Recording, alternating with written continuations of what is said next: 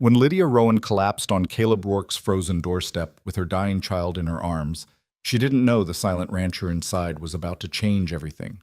One brutal Kansas blizzard, one desperate widow with nowhere left to run, one broken man who'd sworn never to open his heart again. What began as a single night of mercy became a marriage of necessity, and then something neither of them expected. Stay with me until the end, and comment what city you're watching from so I can see how far this story travels. The wind screamed like a dying animal across the Kansas prairie, driving snow so thick Lydia Rowan couldn't see her own frozen hands clutching her son against her chest. Little Thomas had stopped crying an hour ago. That terrified her more than his screaming ever had. "Stay with me, baby," she gasped, her voice swallowed by the storm. "Stay with Mama, please, Thomas, please stay awake." His small body felt wrong in her arms. Too still, too cold, even wrapped in every piece of clothing she owned. His lips had gone from pink to white to an awful shade of blue that made her stomach twist with a fear so sharp it cut through even the numbness spreading through her own limbs. 3 hours. 3 hours since Herman Polk had thrown them out of the tenant shack, her belongings scattered in the dirt behind them like trash. She could still see his cruel smile, could still hear his words. "Your husband's been dead 6 months, Mrs. Rowan. That deal died with him. I got a man willing to pay real rent, not work promises from a woman with a brat." She'd begged. God help her, she'd gotten on her knees in the frozen mud and begged, with Thomas crying behind her. Polk had just laughed and slammed the door she'd called home for 4 years. Now the storm that had been threatening all morning had turned into a white hell, and Lydia was lost. The town was somewhere behind her, or was it ahead? She couldn't tell anymore. The world had become nothing but white and cold and the awful certainty that she was killing her son by dragging him through this frozen nightmare.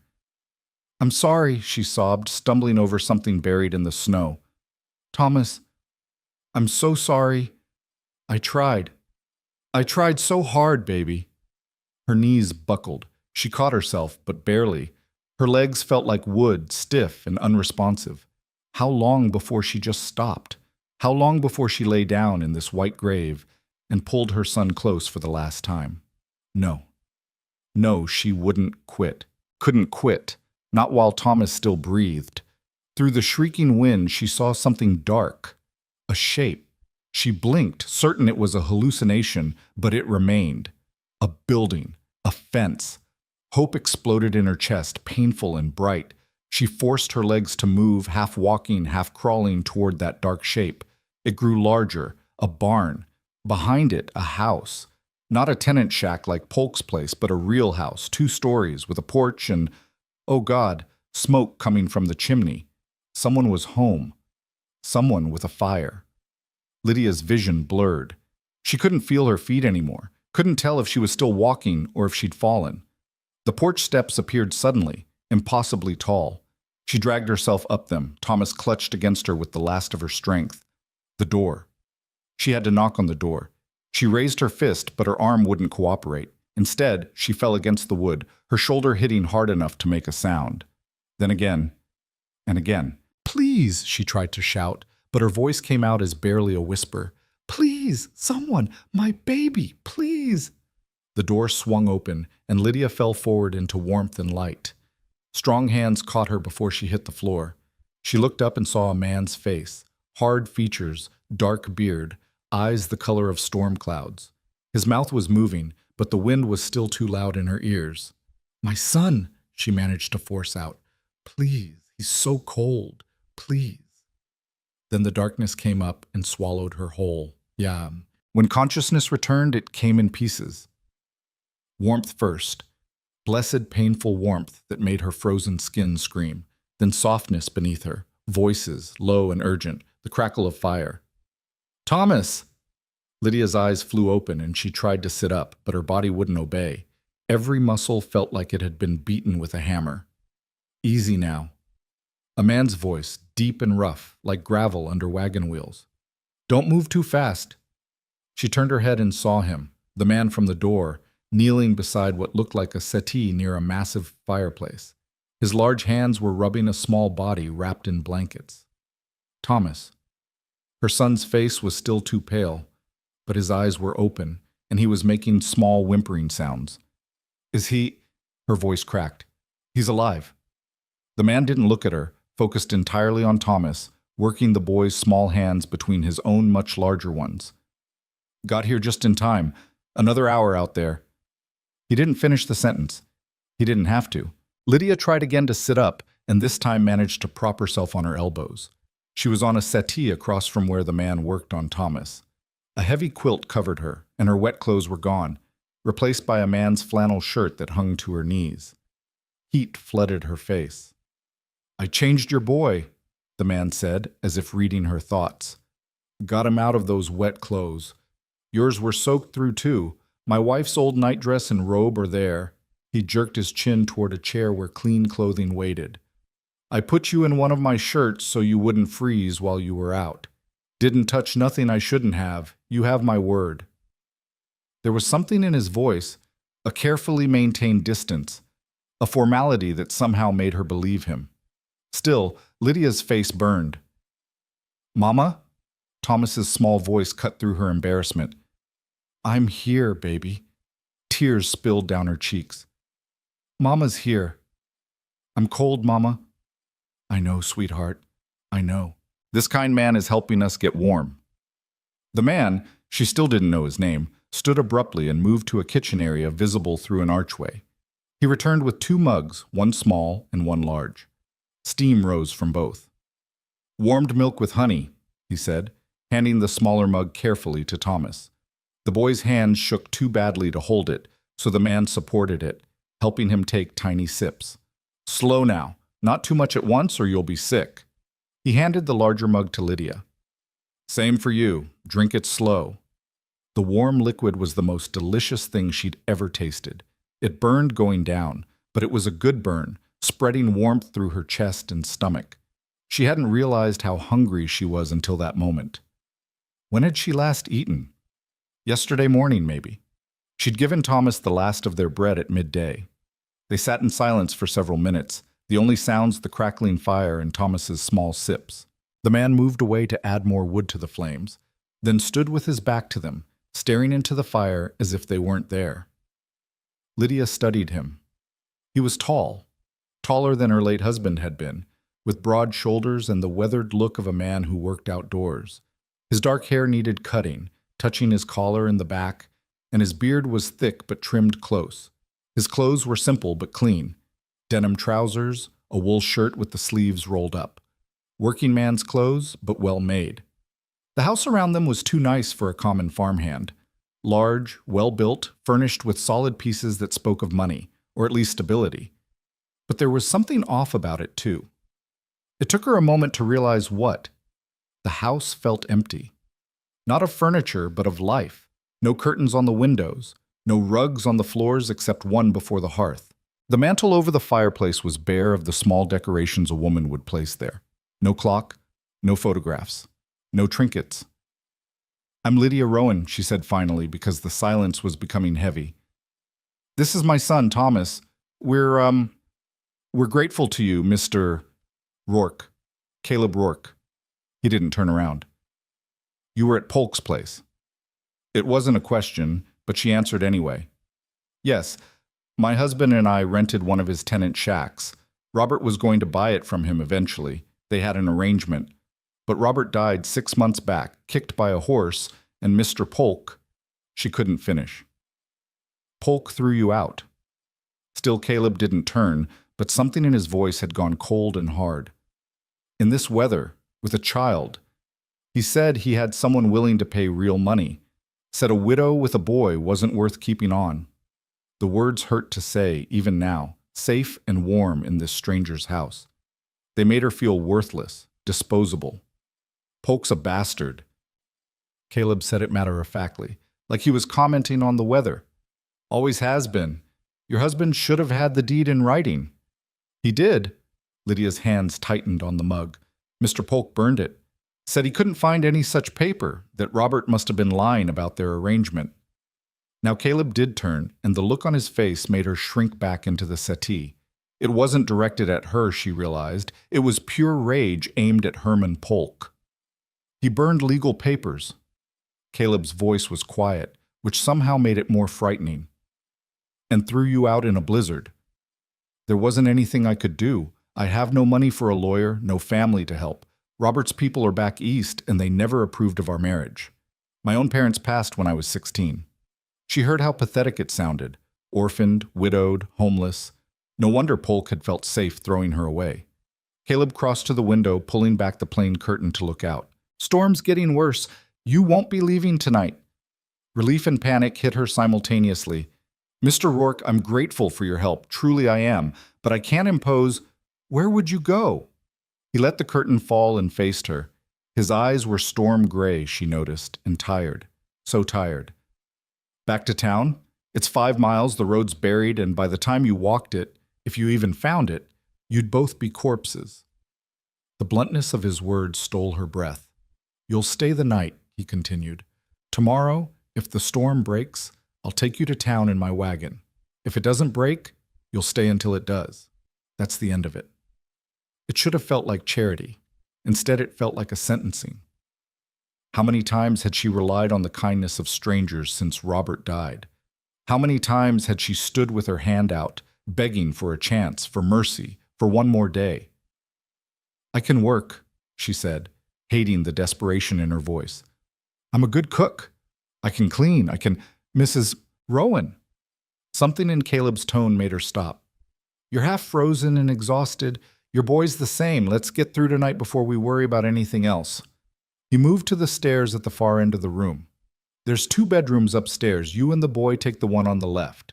Clean sheets on the bed. Fire's laid in the hearth. I'll light it. Should stay warm enough if you keep the door closed. Where will you sleep? Here. He gestured to the settee she currently occupied. Done it before. Won't kill me. Lydia opened her mouth to protest, but he was already climbing the stairs. She heard his boots on the floor above, the sound of a door opening, the scrape of a match. Thomas had finished his milk and was looking at her with drooping eyes. Mama, I'm tired. I know, baby. She pulled him close, breathing in the scent of him, still alive, still hers. We're going to sleep in a real bed tonight. Isn't that nice? Will the bad man come here? Her heart clenched.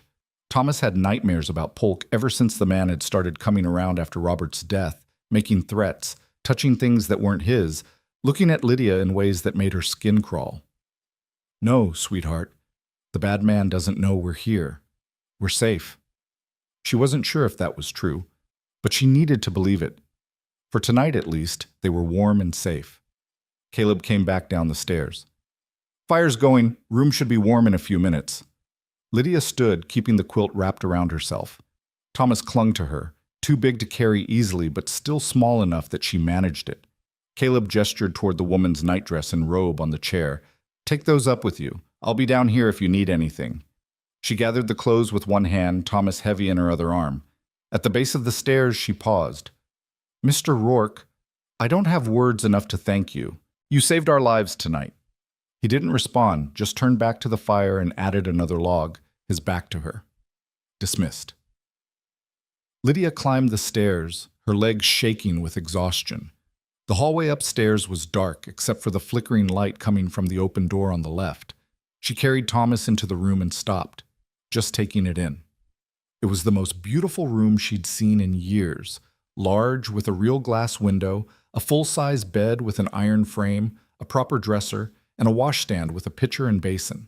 The fire Caleb had lit in the small hearth cast dancing shadows on the walls. The bed had clean white sheets, a thick quilt, and pillows, real feather pillows, not the straw-stuffed ones she'd used at Polk's. Thomas was already asleep by the time she laid him on the bed. She changed quickly into the nightdress, which was too big but clean and soft, then added the robe over it. The woman who'd owned these things had been taller than Lydia, broader in the shoulders. Caleb's wife, he'd said. Where was she? Dead, Lydia guessed. Something in the way Caleb had said, my wife's old nightdress. Old, not current. Something in the emptiness of the house, the absence of a woman's touch. Something in his eyes, that bone-deep weariness that came from loss. She climbed into bed beside Thomas, pulling the heavy quilt over them both. The mattress was real horsehair, not corn shucks. The sheet smelled like lavender and winter air. The pillow cradled her head like a cloud. For the first time in 6 months, Lydia Rowan felt safe. She closed her eyes and let herself fall into darkness. While downstairs, Caleb Rourke sat alone by his fire and tried not to remember the last time he'd heard a woman's footsteps in his house. Lydia woke to gray morning light filtering through the window and the sound of wind still howling outside. The fire had burned down to embers, but the room was still warm beneath the thick quilt. Thomas slept curled against her side, his breathing deep and even. She lay still for a long moment, letting herself feel the simple luxury of warmth and safety. Then reality crept back in. Today the storm would break, and Caleb Rourke would take them to town. And then what? She had no money, no home.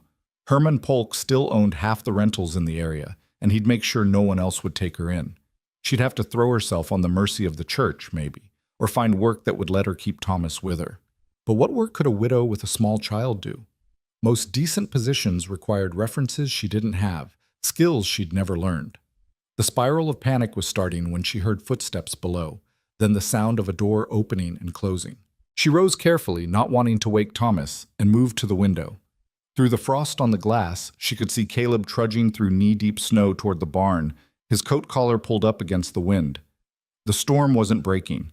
If anything, it looked worse than yesterday. A strange feeling moved through her, relief and guilt intertwined. Relieved she didn't have to leave yet. Guilty for being relieved. She turned from the window and looked around the room properly in the daylight. Like the rest of the house, it was well made but bare of personal touches. No pictures on the walls, no brush on the dresser. The only sign anyone had ever lived here was a water stain on the wallpaper near the ceiling and a small notch in the windowsill, as if someone had once kept the window propped open with a stick. The door across the hall was closed, the master bedroom, she assumed. Did Caleb sleep there, or had that been too much after his wife died? Was that why he'd slept downstairs on the settee? Thomas stirred and opened his eyes. "Mama?" "I'm here, sweetheart." She moved back to the bed and smoothed his hair. "How do you feel?" "Warm." He said it with wonder, like he'd forgotten what warm felt like. "Are you hungry?" He nodded, and Lydia's stomach twisted. She had no food to give him, no way to feed him except to depend, once again, on a stranger's charity. "Let's go downstairs and see if Mr. Rourke has something for breakfast." She helped Thomas dress in his clothes from yesterday, dry now, though they'd need washing. She pulled the robe tight over the borrowed nightdress, feeling exposed and awkward, but she had no choice. Her own dress was presumably still wet. Downstairs, the house was empty, but warm. Caleb had built up the fire before going out. On the table near the kitchen, a solid oak piece that could seat 8, she found bread, butter, and a jar of preserves. A pot of coffee sat on the stove, still hot. No note, no instructions, but the meaning was clear. Help yourself. Lydia cut bread for Thomas and spread it with butter and preserves, watching him eat like he hadn't seen food in days. Which wasn't far from the truth. She poured herself coffee, black because she didn't want to presume to use his cream and sugar, and stood at the window watching the snow fall. The barn was a dark shape through the white curtain of the storm. What was Caleb doing out there? Feeding animals, she supposed? Rancher, he'd said he was. Or had he? No, she'd just assumed. She finished her coffee and looked around the kitchen. It was clean but clearly the domain of a man living alone.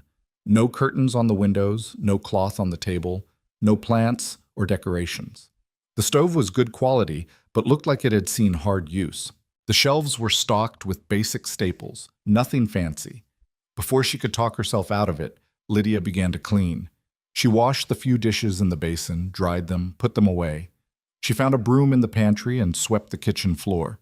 In the main room, she folded the quilts Caleb had used on the settee, straightened the cushions, swept the hearth. It felt presumptuous to touch his things, to move through his space like she belonged there. But she couldn't just sit idle, couldn't just take without giving something back, even something as small as a swept floor. She was washing the windows. They were filthy, covered in months of dust and grime, when the door opened and Caleb stamped in, bringing a gust of snow and cold air with him. He stopped just inside, staring at her standing on a chair with a rag in her hand. "What are you doing?"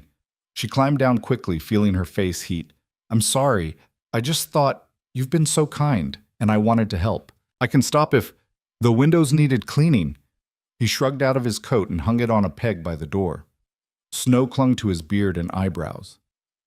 Storm's not letting up. Probably won't for another day or two. 2 more days.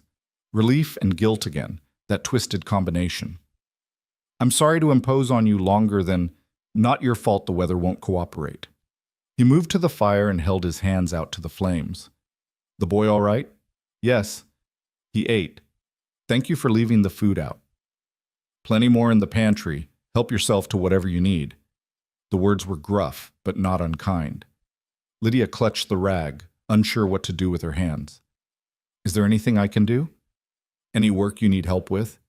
You're recovering from nearly freezing to death. Sit down. Rest.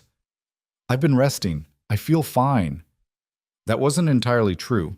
Her muscles still ached, and her fingers and toes burned with the return of circulation. But she couldn't just sit idle while he worked.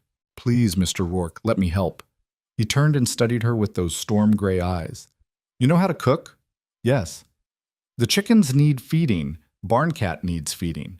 I've got beef in the cold cellar that needs to be brought up and cooked before it turns. I was planning on just frying it, but if you can make it into something more... He trailed off, looking uncomfortable. I'm not much of a cook. I can make it into a stew, if you have vegetables, potatoes, that sort of thing. Pantry's stocked. My housekeeper... He stopped, his jaw tightening. There's plenty there. Use what you need. Housekeeper, past tense. Another loss, another absence in this house full of empty spaces. Thank you, Lydia said. I'll make us something good. For just a moment, something flickered in Caleb's eyes, surprise maybe, or gratitude. Then it was gone, and he was turning away again, moving toward the stairs.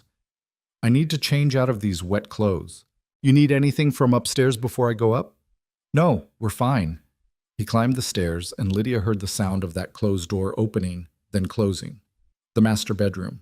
So he did still sleep there. She turned to Thomas, who was watching her with wide eyes from his spot at the table.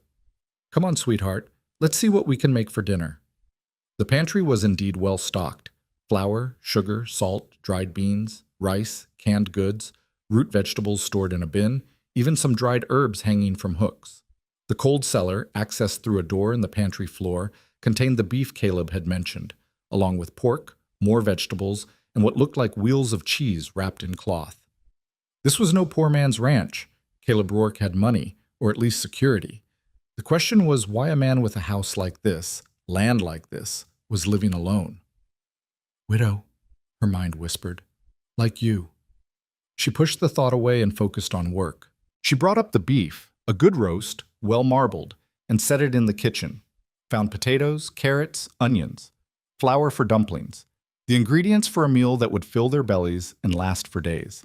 By the time Caleb came back down in dry clothes, Lydia had the beef searing in a Dutch oven, the vegetables chopped, and the smell of browning meat and onions filling the house. Thomas sat at the table, carefully peeling potatoes with a small knife under her watchful eye, his tongue poking out in concentration. Caleb stopped in the doorway to the kitchen, just watching. Lydia felt his gaze but didn't turn, didn't stop working. After a long moment, he spoke. Smells good. It'll be a few hours yet. Beef needs time to get tender. Haven't had a proper stew and... He didn't finish. I appreciate it. It's the least I can do. It's more than that. His voice was rough. This house hasn't had... It's been quiet for a long time. Lydia did turn then, meeting his eyes. The weariness she'd seen before was deeper now, a bone-deep exhaustion that had nothing to do with physical labor. This was a man who'd been alone too long, who'd forgotten what it felt like to have life in his house. How long? She asked softly. Since your wife? 3 years. The words seemed pulled from him. 3 years come January. The same month Robert had died, she thought. January was a cruel month. I'm sorry for your loss. He nodded, just once, and turned away. I've got work to do. Come get me when dinner's ready. He left through the front door, back out into the storm, and Lydia turned back to her cooking. But something had shifted in the house. Some invisible wall had cracked, just a little. Outside, the storm raged on, trapping them together. Inside, the smell of good food filled empty spaces, and a child's laughter rang through rooms that had been silent too long. Neither of them knew yet that this storm would change everything, that what began as one night of mercy would become something neither could walk away from. But the house knew. The house had been waiting, holding its breath, for someone to bring it back to life.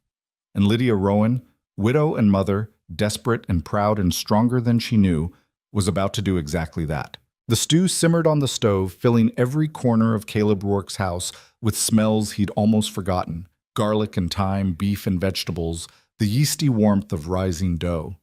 Lydia had found flour and made biscuits to go with the meal, and now they cooled on a rack while Thomas sat at the table drawing pictures in the condensation on the window with his finger. 3 days. 3 days the storm had raged without letting up, and 3 days Lydia and her son had been trapped in this house with a man who spoke maybe 20 words a day and disappeared into his work like a ghost fading at dawn. She'd learned his rhythms quickly. Up before sunrise to tend the animals, back for coffee, but never breakfast. Out again until noon. He'd come in for the midday meal she prepared, eat in silence while Thomas chattered about nothing, then vanish again until supper. After supper, he'd sit by the fire with a book or papers, ranch accounts, she guessed, while she cleaned up, and then he'd retire upstairs while she and Thomas took the guest room. It should have been awkward, this strange domesticity with a man she didn't know. Instead, it felt like slipping into a coat that fit just right, comfortable in a way that frightened her because it couldn't last. The front door opened, and Caleb stamped in with an armload of firewood. Snow clung to his hat and shoulders despite the short walk from the woodpile. He stacked the logs by the hearth, then pulled off his gloves and moved toward the stove, drawn by the warmth and the smell. "Dinner's almost ready," Lydia said, stirring the stew one more time. "Just needs 5 more minutes." He nodded and poured himself coffee from the pot she kept fresh throughout the day. Another thing she'd learned: Caleb Rourke ran on coffee and silence. "Storm's finally breaking," he said, his first words to her since breakfast. "Should clear by tomorrow." Lydia's hand stilled on the spoon. Tomorrow. Tomorrow he'd hitch up his wagon and take them to town, and this strange interlude would end. Back to reality, back to having no home, no prospects, no way to feed her son. "That's good," she managed to say, though her throat felt tight. "You've been very patient with us." "Wasn't your fault." He took a long drink of coffee, his eyes on the window and the white world beyond. "Can't control the weather. Still, we've imposed. You've cooked and cleaned. House hasn't been this—" He stopped, his jaw working like he was chewing on words he didn't want to say. "It's been fair." Fair. As if 3 days of her labor equaled 3 days of shelter and safety. As if she hadn't been terrified every night that tomorrow would come and she'd have to face the world again with nothing. Thomas slid off his chair and tugged at Caleb's sleeve. "Mr. Rourke, look what I drew." He showed Caleb the window where he'd traced a wobbly horse in the condensation. Caleb studied it seriously, then nodded. "That's a fine horse. Good strong legs. Mama says you have horses. Real ones." "I do. Got 6 horses, 20 head of cattle, and a barn cat that thinks she runs the place." "Can I see them?" "Thomas," Lydia said quickly, "Mr. Rourke is busy. Don't pester him." But Caleb was looking at the boy with something almost like interest in his eyes.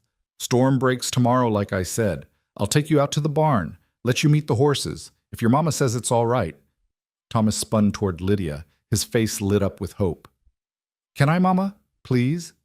She couldn't deny him this small thing, not when he'd had so little to be happy about lately. "If Mr. Rourke doesn't mind, and if you promise to be good and do exactly what he tells you." "I promise." The smallest hint of a smile tugged at Caleb's mouth, there and gone so fast Lydia almost missed it, but she'd seen it, and something warm bloomed in her chest. He wasn't as hard as he pretended to be, this silent rancher. They ate dinner at the big table, and for once Caleb lingered over his meal instead of bolting it down and retreating to his paperwork. Thomas filled the silence with 3-year-old chatter, stories about the pictures he'd drawn, questions about the horses, observations about the snow. Caleb answered in his sparse way, but he answered, and once or twice Lydia caught him watching Thomas with something tender in his storm-gray eyes. After dinner, Thomas fell asleep on the settee by the fire, worn out from talking. Lydia covered him with a quilt and started to clear the table, but Caleb's voice stopped her. "Leave it. Come sit down." She turned, surprised. He'd pulled one of the chairs closer to the fire and was settling into another with his coffee. An invitation. The first real one he'd offered. Lydia sat, smoothing her borrowed nightdress. She'd been wearing it for days now, rotating between it and her own dress that she washed and hung to dry. She felt shabby and out of place in this nice house, but Caleb didn't seem to notice or care. "You'll need a plan," he said, his eyes on the fire, "for when you get to town." The warmth in her chest turned cold. "I know. Polk won't rent to you. He's got friends who won't either." "I know that too. So what will you do?" Lydia wrapped her arms around herself, suddenly cold despite the fire. "I'll find work. There's Mrs. Henderson who takes in washing. Maybe she needs help, or the hotel might need a maid. That won't pay enough for room and board, not with a child. Then I'll figure something else out." Her voice came out sharper than she intended. "I always do." Caleb turned to look at her directly. "How long since your husband died?" 6 months. "And you've been managing alone all that time?" "I had the shack at Polk's place, and I had some money from selling Robert's tools, his watch. It ran out last month." She hated admitting it, hated the sound of defeat in her own voice. "I asked Polk for more time. He said I could have it if I—" She couldn't finish. Couldn't say out loud what Herman Polk had suggested, the way he'd looked at her, the things he'd implied. Caleb's hands tightened on his coffee cup. "If you what?" "It doesn't matter. I refused, so he threw us out." The silence that followed was dangerous, full of fury barely contained. When Caleb finally spoke, his voice was quiet and cold. "Polk's lucky I found you when I did. If you died out there, if your boy had died," he set his cup down with deliberate care, "I'd have killed him." Lydia believed him, the certainty in his voice, the rigid set of his shoulders. This was a man capable of violence when pushed. The thought should have frightened her. Instead, it made her feel protected. "But we didn't die," she said softly. "You saved us. And tomorrow, I'm taking you back to a town where you have no money, no home, and no prospects. Some salvation, that is. What else can you do? We can't stay here forever." "Why not?" The words hung in the air between them. Lydia stared at him, certain she'd misheard. "What?" Caleb shifted in his chair, looking uncomfortable. "This house has been empty too long. I can't keep up with it alone. The cooking, the cleaning, the mending. I tried hiring a housekeeper after Sarah died, but she was old and her rheumatism got bad. She quit last fall. Haven't found anyone else." "I don't understand what you're suggesting." "You need a home. I need help." He met her eyes, and she saw no subterfuge there, no hidden agenda, just a simple practical man stating a simple practical problem. "You could stay. Work for room and board. The boy, too. There's plenty of space." Lydia's heart hammered against her ribs. Stay here? In this warm house with its solid walls and full pantry? Let Thomas grow up safe instead of scared? It sounded like a dream, which meant it couldn't be real. "People would talk," she said, "a widow living alone with a single man." "Let them talk. Nearest neighbor is 3 miles away, and I don't give a damn what Herman Polk and his friends think." "It wouldn't be proper." "Neither is freezing to death in a blizzard," his voice roughened. "I'm offering you honest work, Mrs. Rowan. Nothing more. You'd have your own room, your boy would be safe and fed, and you'd answer to no one but yourself. That's more than you'll get anywhere else." He was right, and they both knew it. Still, Lydia hesitated. There had to be a catch, something he wasn't saying. Men didn't offer sanctuary without expecting something in return. "If I stayed," she said carefully, "what exactly would my duties be?" "What you've been doing. Cooking, cleaning, mending, maybe help in the garden come spring. I'd pay you, not much, but enough to save if you wanted to move on eventually." "And that's all?" Understanding flashed in his eyes, followed by something that might have been anger, but not at her. "I'm not Herman Polk, Mrs. Rowan. I'm not looking for anything except someone to keep my house in order. My wife's been dead 3 years, and I loved her enough that I'm not interested in replacing her, especially not with a woman who'd only be here because she had no other choice. The bluntness of it stung, but Lydia appreciated the honesty. Better to know where she stood than to wonder and worry. How long would you want me to stay? As long as it suits us both. You want to leave? You leave. Just give me fair warning so I can find someone else. It was more than fair. It was generous, though Caleb would probably deny it. And it meant Thomas would be safe, warm, fed. That alone was worth any gossip, any impropriety. All right, she said. I'll stay. Something eased in Caleb's expression, though he only nodded. Good. That settled then. He picked up his coffee and went back to staring at the fire, and Lydia understood the conversation was over. She rose quietly and went back to the kitchen to finish cleaning up, her mind spinning. She was going to stay. In this house, with this strange, silent man, indefinitely. It should have felt dangerous, reckless. Instead, it felt like the first safe decision she'd made in 6 months. The next morning dawned clear and brutally cold. The storm had blown itself out sometime before dawn, leaving the world buried under 3 feet of fresh snow that sparkled like diamonds in the sunlight. Caleb was up early, and Lydia heard him shoveling a path from the house to the barn before she'd even made coffee. Thomas woke excited about seeing the horses and could barely sit still through breakfast. Lydia dressed him in his warmest clothes, still shabby, but at least clean, and wrapped him in quilts before Caleb could take him outside. Keep him away from the hooves, she said, knowing she was being overprotective but unable to stop herself. And don't let him get cold. I'll watch him. Caleb's eyes were warmer this morning, less guarded. He'll be fine. She watched from the window as Caleb led Thomas through the shoveled path toward the barn, her son's small hand swallowed by the rancher's large one. Something about the sight made her chest ache, not with sadness, but with a longing so sharp it hurt. Robert had never been patient with Thomas, had always expected the boy to be quieter, more manageable. But Caleb bent down to answer Thomas's endless questions, adjusted his stride to match the child's shorter legs, pointed out animal tracks in the snow. They were gone for an hour. When they came back, Thomas was pink-cheeked and glowing with happiness, chattering about a horse named Buck and a cat named Smoke, and the new calf that had been born in the night. Mr. Rourke let me feed Buck, Thomas announced, bouncing on his toes. And he said when I'm bigger, he'll teach me to ride. Lydia looked at Caleb, who just shrugged. Boy should know how to ride if he's going to live on a ranch. Live on a ranch. The words settled into Lydia's bones like warmth. This was real. This was happening.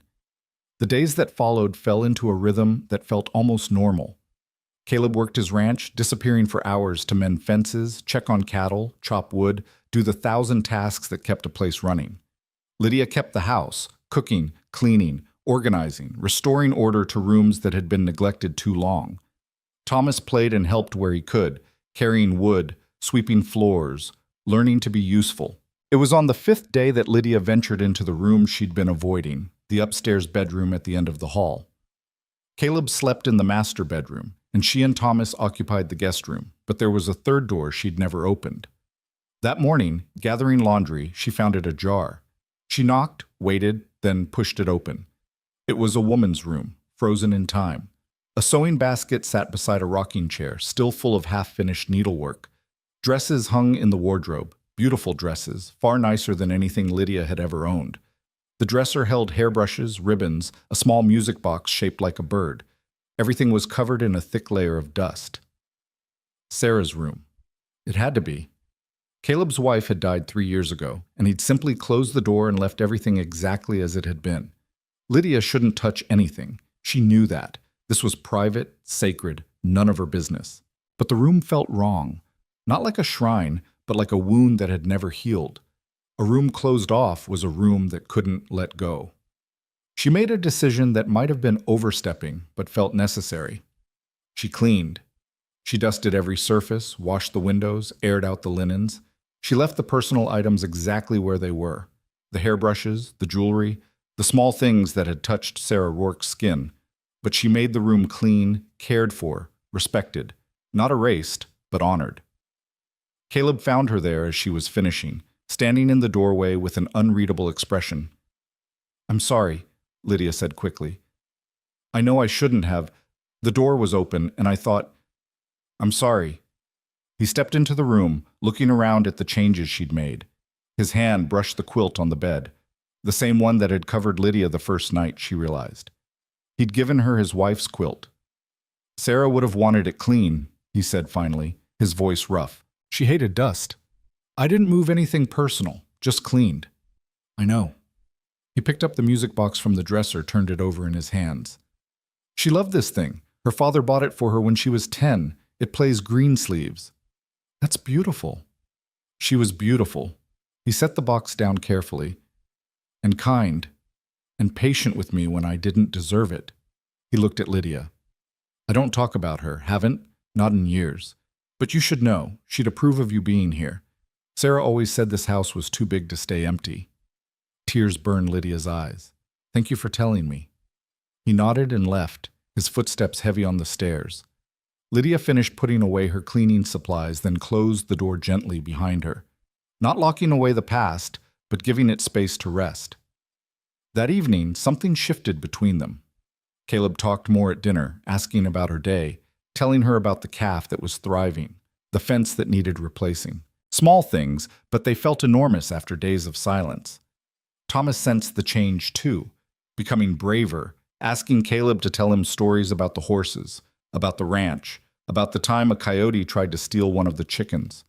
After Thomas fell asleep, Caleb brought out a wooden box from a cupboard and set it on the table. Sarah's sewing things, he said. There's fabric in there, thread, needles. If you want to make the boys some new clothes, help yourself. There's enough to make yourself something too. Lydia looked at the box, overwhelmed. I couldn't. That's too much. It's sitting in a cupboard doing nothing. Sarah would want it used. He pushed the box toward her. Besides, the boy's trousers are getting short. He's growing. He was right. Thomas had grown in the 6 months since Robert died, and Lydia had been letting down hems and letting out seams until there was nothing left to let. She opened the box and found treasures. Beautiful fabric in blues and browns, sturdy cotton for work clothes, even a piece of soft wool for a winter coat. Thank you, she whispered, just being practical. But it wasn't just practical, and they both knew it. This was acceptance. This was Caleb Rourke saying, you're not leaving. This is your home now. 2 weeks after the storm, the world outside had thawed enough for travel, and Caleb announced he needed to go into town for supplies. Lydia's stomach twisted with anxiety. Town meant people who would know she was living here, meant gossip, meant Hermann Polk. I should stay here, she said. You need things, both of you. Caleb was making a list, his handwriting surprisingly neat. Boots for the boy, his are falling apart. Warmer coat, medicine for the cabinet. Anything else? I don't have money I'm buying supplies for my household. That includes you now. He didn't look up from his list. So what do you need? Lydia swallowed her pride because Thomas needed boots, needed a coat, needed things she couldn't provide. Just what you said, for Thomas. And for you? I'm fine. Now he did look up, his eyes sharp. Mrs. Rowan, when's the last time you had a new dress? That doesn't matter. It does if you're working for me. Can't have my housekeeper looking like she's starving. People will think I don't pay fair wages. It was the same gruff practicality he'd used before, but Lydia was beginning to understand that this was how Caleb showed kindness, by making it seem necessary, logical, nothing to do with generosity or care. A dress would be nice, she admitted, and some stockings. Mine have more darns than original thread. He added it to the list, then folded it and tucked it in his pocket. I'll take Thomas with me. Let him pick out his own boots. You stay here and rest. I don't need to rest. You've worked every day for 2 weeks without stopping. Take a day. His tone left no room for argument. Besides, the boy will enjoy the trip. He was right again. Thomas was thrilled at the prospect of going to town with Mr. Rourke, and Lydia found herself standing on the porch watching them drive away in the wagon, feeling strangely bereft. The house was too quiet without Thomas's chatter, too empty without Caleb's solid presence. She cleaned anyway, because she didn't know what else to do with herself. She baked bread and started a stew for supper. She sat at the table with Sarah's sewing box and began cutting fabric for Thomas's new trousers. But her mind kept drifting to town, to Caleb and Thomas walking into the general store, to what people would say. They returned just before supper, and Lydia knew immediately that something had happened. Caleb's jaw was tight, his eyes hard, and he didn't speak as he carried supplies into the house. Thomas ran to show her his new boots, but even his excitement was dimmed. "What happened?" Lydia asked quietly while Thomas was distracted. "Polk was in town. Caleb set a sack of flour down harder than necessary. Started running his mouth about you living here. Said some things he shouldn't have." Ice slid down Lydia's spine. "What things?" "Doesn't matter. I set him straight." "Caleb." She used his first name without thinking. "What did he say?" He looked at her, and she saw fury in his eyes. "Called you a whore. Said you were warming my bed for room and board. Said Thomas wasn't even your husband's boy, that you'd probably been spreading your legs for—" He stopped, his hands curling into fists. "I'm not repeating the rest." Lydia's face burned with humiliation and rage. "What did you do?" "Told him he was a liar, in front of the whole store. Told him if he said another word about you, I'd horsewhip him in the street." "You shouldn't have done that. You'll make him angrier."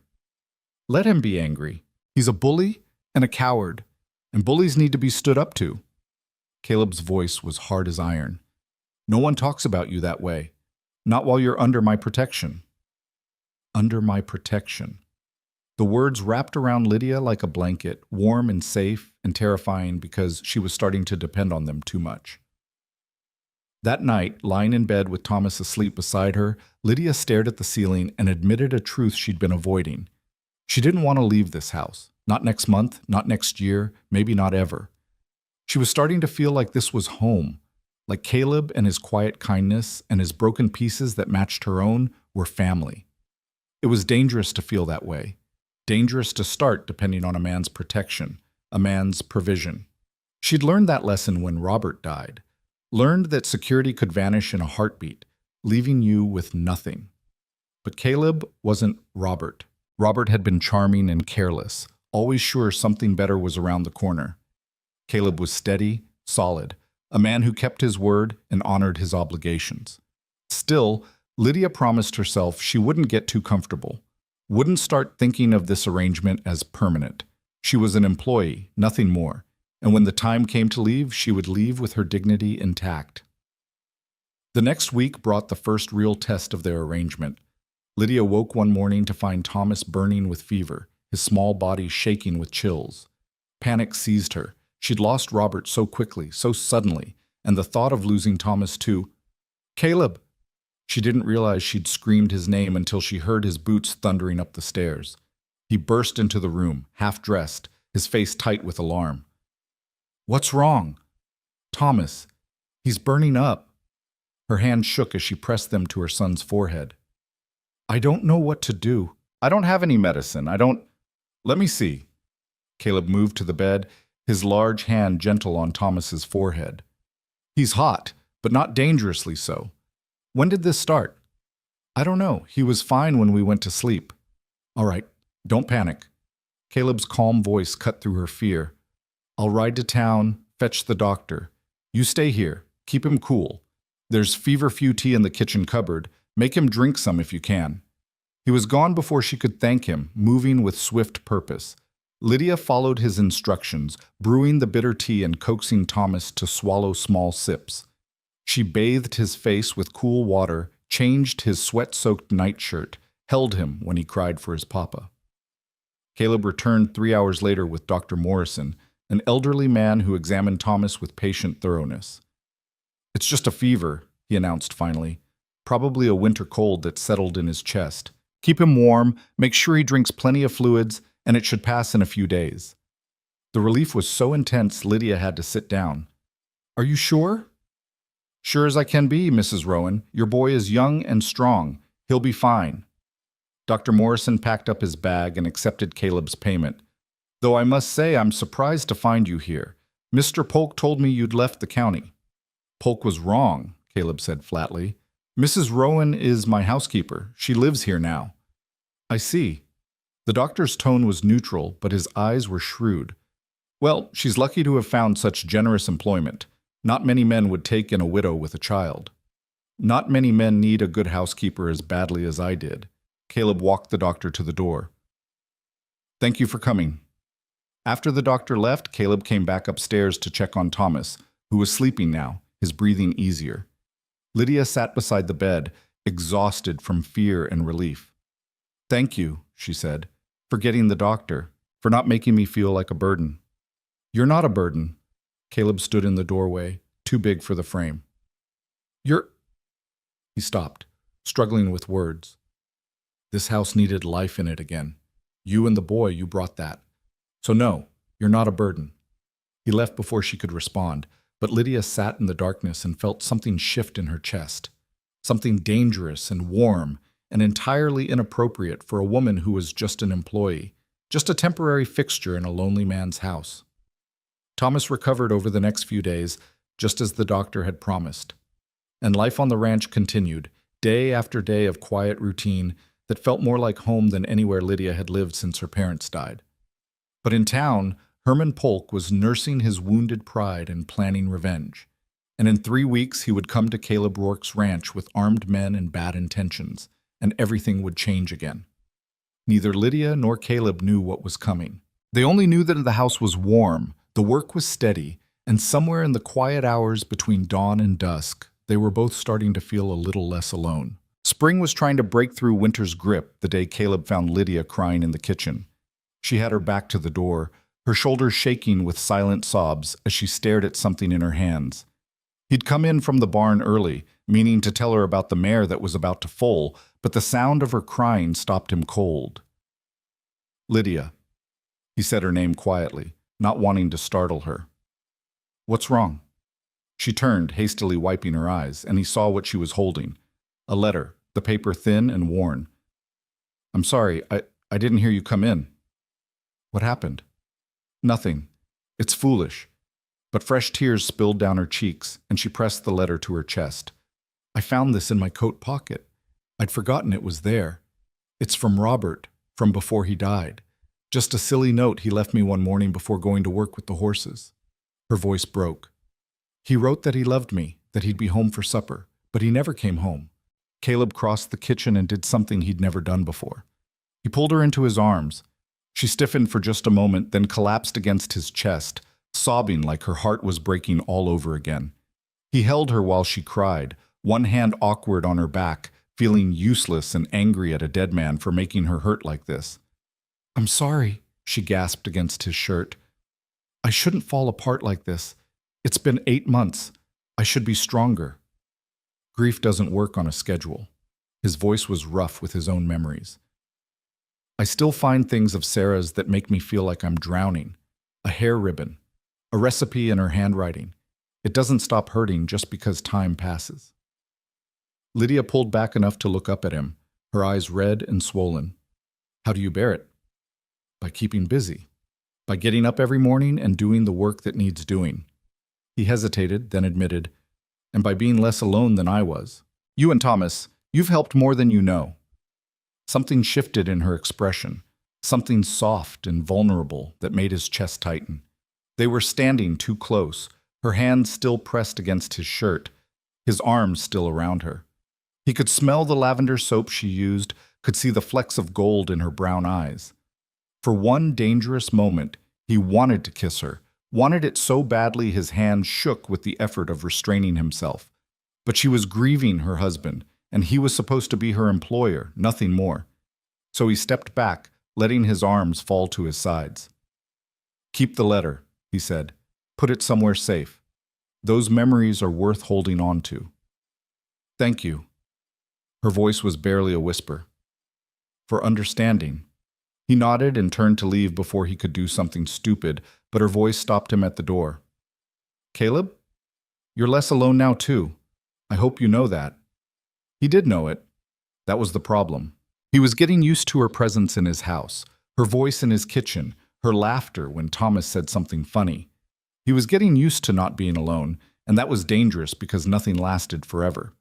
She'd leave eventually, find a man to marry, or save enough money to start over somewhere else, and he'd be alone again in his big empty house. That afternoon he was mending fence in the far pasture when he saw riders approaching. 3 men on horseback, moving fast across his land like they owned it. Caleb recognized the lead rider immediately. Herman Polk, his face red with anger and whiskey courage. The two men with him were strangers, but they wore guns on their hips and had the look of hired muscle. Caleb set down his tools and walked to meet them, his own pistol suddenly heavy on his hip. He rarely wore it, but something had made him strap it on this morning. Instinct, maybe. Or luck. Polk reined in his horse 20 feet away, deliberately making Caleb look up at him. A power play. Caleb waited, patient and still, until Polk had to speak first. "You've got something that belongs to me, Rourke." "Don't recall borrowing anything from you, Polk." "That widow, Lydia Rowan, she owes me 3 months' rent." "She doesn't owe you anything. You threw her out, remember?" "Deal was over." "Deal was she'd pay in coin or trade." "She never paid either." Polk's smile was ugly. "I'm here to collect what's owed, with interest." Caleb's hands curled into fists. "Get off my land." "Not without the woman. She can come willing, or we'll take her. Your choice." The two hired men shifted in their saddles, hands drifting toward their guns. Caleb calculated odds and didn't like them. 3 against 1, and he wasn't a young man anymore. But he'd die before he let Polk touch Lydia. "You're not taking her anywhere." His voice was cold and flat. "And if you try, I'll put a bullet in you." Polk laughed, but there was nervousness under it. "Big talk from one man against 3. You really want to die for a whore who's probably spreading her legs for—" The gunshot cracked across the pasture, sharp and final. All 4 men froze. Polk's hat flew off his head, spinning away in the spring wind. He grabbed for his bare scalp, his face white with shock. "Next one won't miss." Lydia's voice rang out clear and strong from the porch of the house, 100 yards away. She stood with Caleb's shotgun braced against her shoulder, her stance solid, her eyes cold. "Get off this land before I put the next shot somewhere more permanent." Caleb's heart hammered against his ribs, pride and terror mixed together. She could have hit Polk, could have killed him. Instead, she'd sent a message, and everyone understood it. Polk was shaking, whether from fear or rage, Caleb couldn't tell. "You crazy bitch! You tried to kill me!" "I didn't try anything. If I'd wanted you dead, you'd be dead." She pumped the shotgun, chambering another shell. "You've got to the count of 10 to be off this property. 1. You can't. 2. The hired men were already turning their horses. They hadn't been paid enough to face down an angry woman with a gun and good aim. "This isn't over, Rourke." Polk grabbed for his reins, his horse dancing nervously. "You'll regret this." 3, 4. Lydia's voice never wavered. Polk spurred his horse and fled, his men following. They disappeared over the ridge at a gallop, and the silence they left behind was deafening. Caleb walked back to the house, his legs unsteady. Lydia still stood on the porch, the shotgun lowered now but still in her hands. Thomas peeked out from behind her skirts, his eyes huge. "Where'd you learn to shoot like that?" Caleb asked when he reached her. "My father taught me.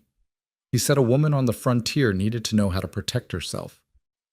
Her hands were shaking now, the adrenaline wearing off. "I haven't fired a gun in years. I wasn't sure I still could." "You hit exactly what you aimed at." He took the shotgun gently from her hands. "That was either the best shooting I've ever seen or the luckiest. Bit of both, maybe." She sank down onto the porch steps, suddenly boneless. "I was in the kitchen when I saw them riding up. The way they looked, the way Polk was acting, I knew it was trouble. So I grabbed your shotgun from over the mantel and came out. You could have been killed. So could you." She looked up at him, her eyes fierce. "Did you think I'd stand by and watch him hurt you after everything you've done for us?" Something in his chest cracked open, letting in light and warmth and a feeling he'd thought died with Sarah.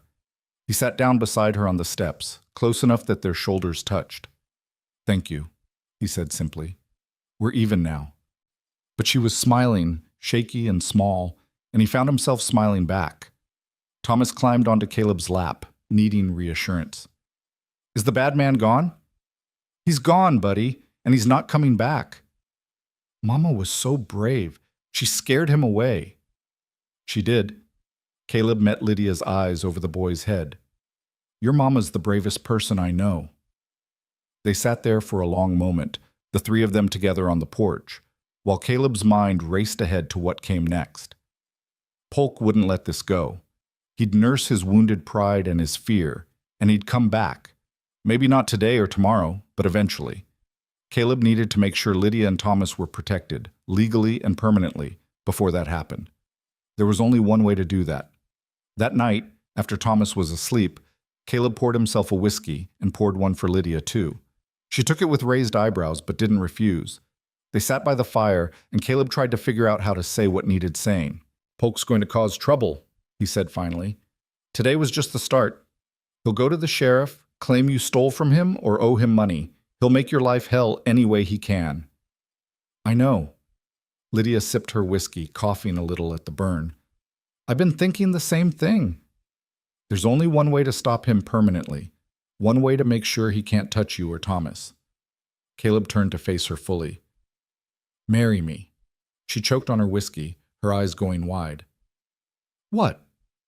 "Marry me, legally, in front of witnesses at the church." He said it matter-of-factly, like he was proposing a business arrangement, which, he supposed, he was. "If you're my wife, Polk can't claim you owe him anything, can't touch you.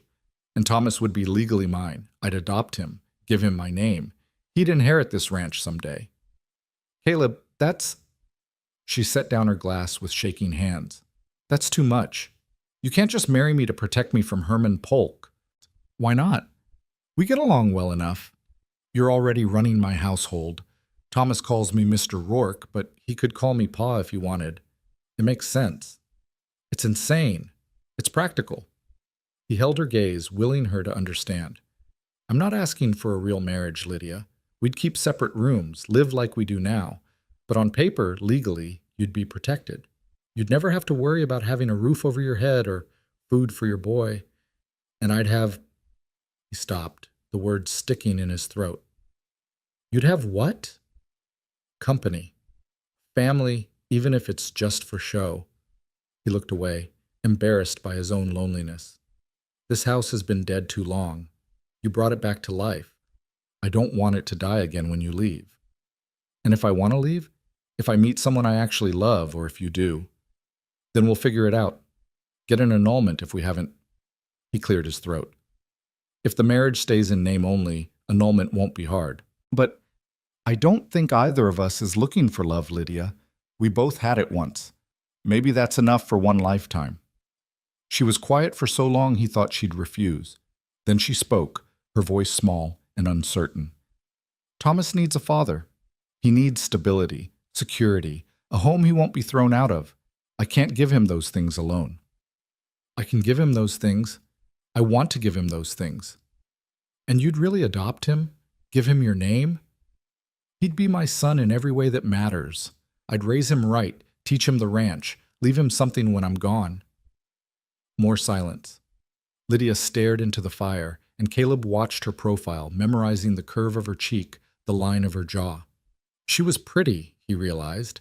He'd been too wrapped up in his own grief to notice before, but she was genuinely pretty, not flashy or delicate like Sarah had been, but strong and real and here. "All right," she said finally. "I'll marry you." Relief hit him like a physical blow. "You will?" "On one condition. We do this right.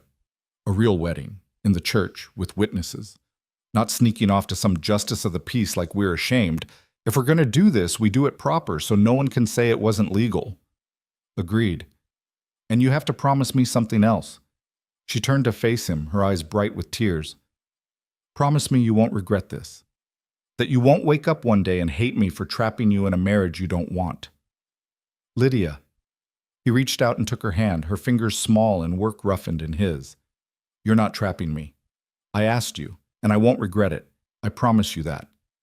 She squeezed his hand, and they sat there holding on to each other while the fire crackled and the night deepened outside. Tomorrow they'd ride to town and speak to the pastor. Tomorrow they'd face the gossip and the judgment and Herman Polk's rage. But tonight they had this, a quiet promise between two lonely people who'd found unexpected shelter in each other. The next morning, Caleb hitched up the wagon and drove Lydia into town, leaving Thomas with a neighbor woman he trusted. The ride was quiet, both of them lost in their own thoughts about what they were about to do. Pastor Reynolds was a good man, weathered and practical, who'd married Caleb and Sarah 15 years ago. He listened to Caleb's request without judgment, though his eyebrows climbed toward his hairline. You want to marry Mrs. Rowan, the widow who's been living in your house. She's my housekeeper, Caleb said firmly. Has been for 6 weeks now. And yes, I want to marry her. Make it legal and proper. Mr. Rourke, I have to ask, is this a marriage of necessity? Is Mrs. Rowan in a family way? Lydia's face flamed red, but Caleb just fixed the pastor with a level stare. No, sir. This is a marriage of practicality. Mrs. Rowan needs a home and protection. I need help with my ranch and house. We suit each other and we're both old enough to make our own choices. Pastor Reynolds looked at Lydia. Is this what you want, Mrs. Rowan? You're under no obligation to marry this man just because he's given you shelter. I want to marry him, Lydia said, and her voice was steady. Mr. Rourke is a good man, and my son needs a father. I know what I'm doing. The pastor studied them both for a long moment, then nodded.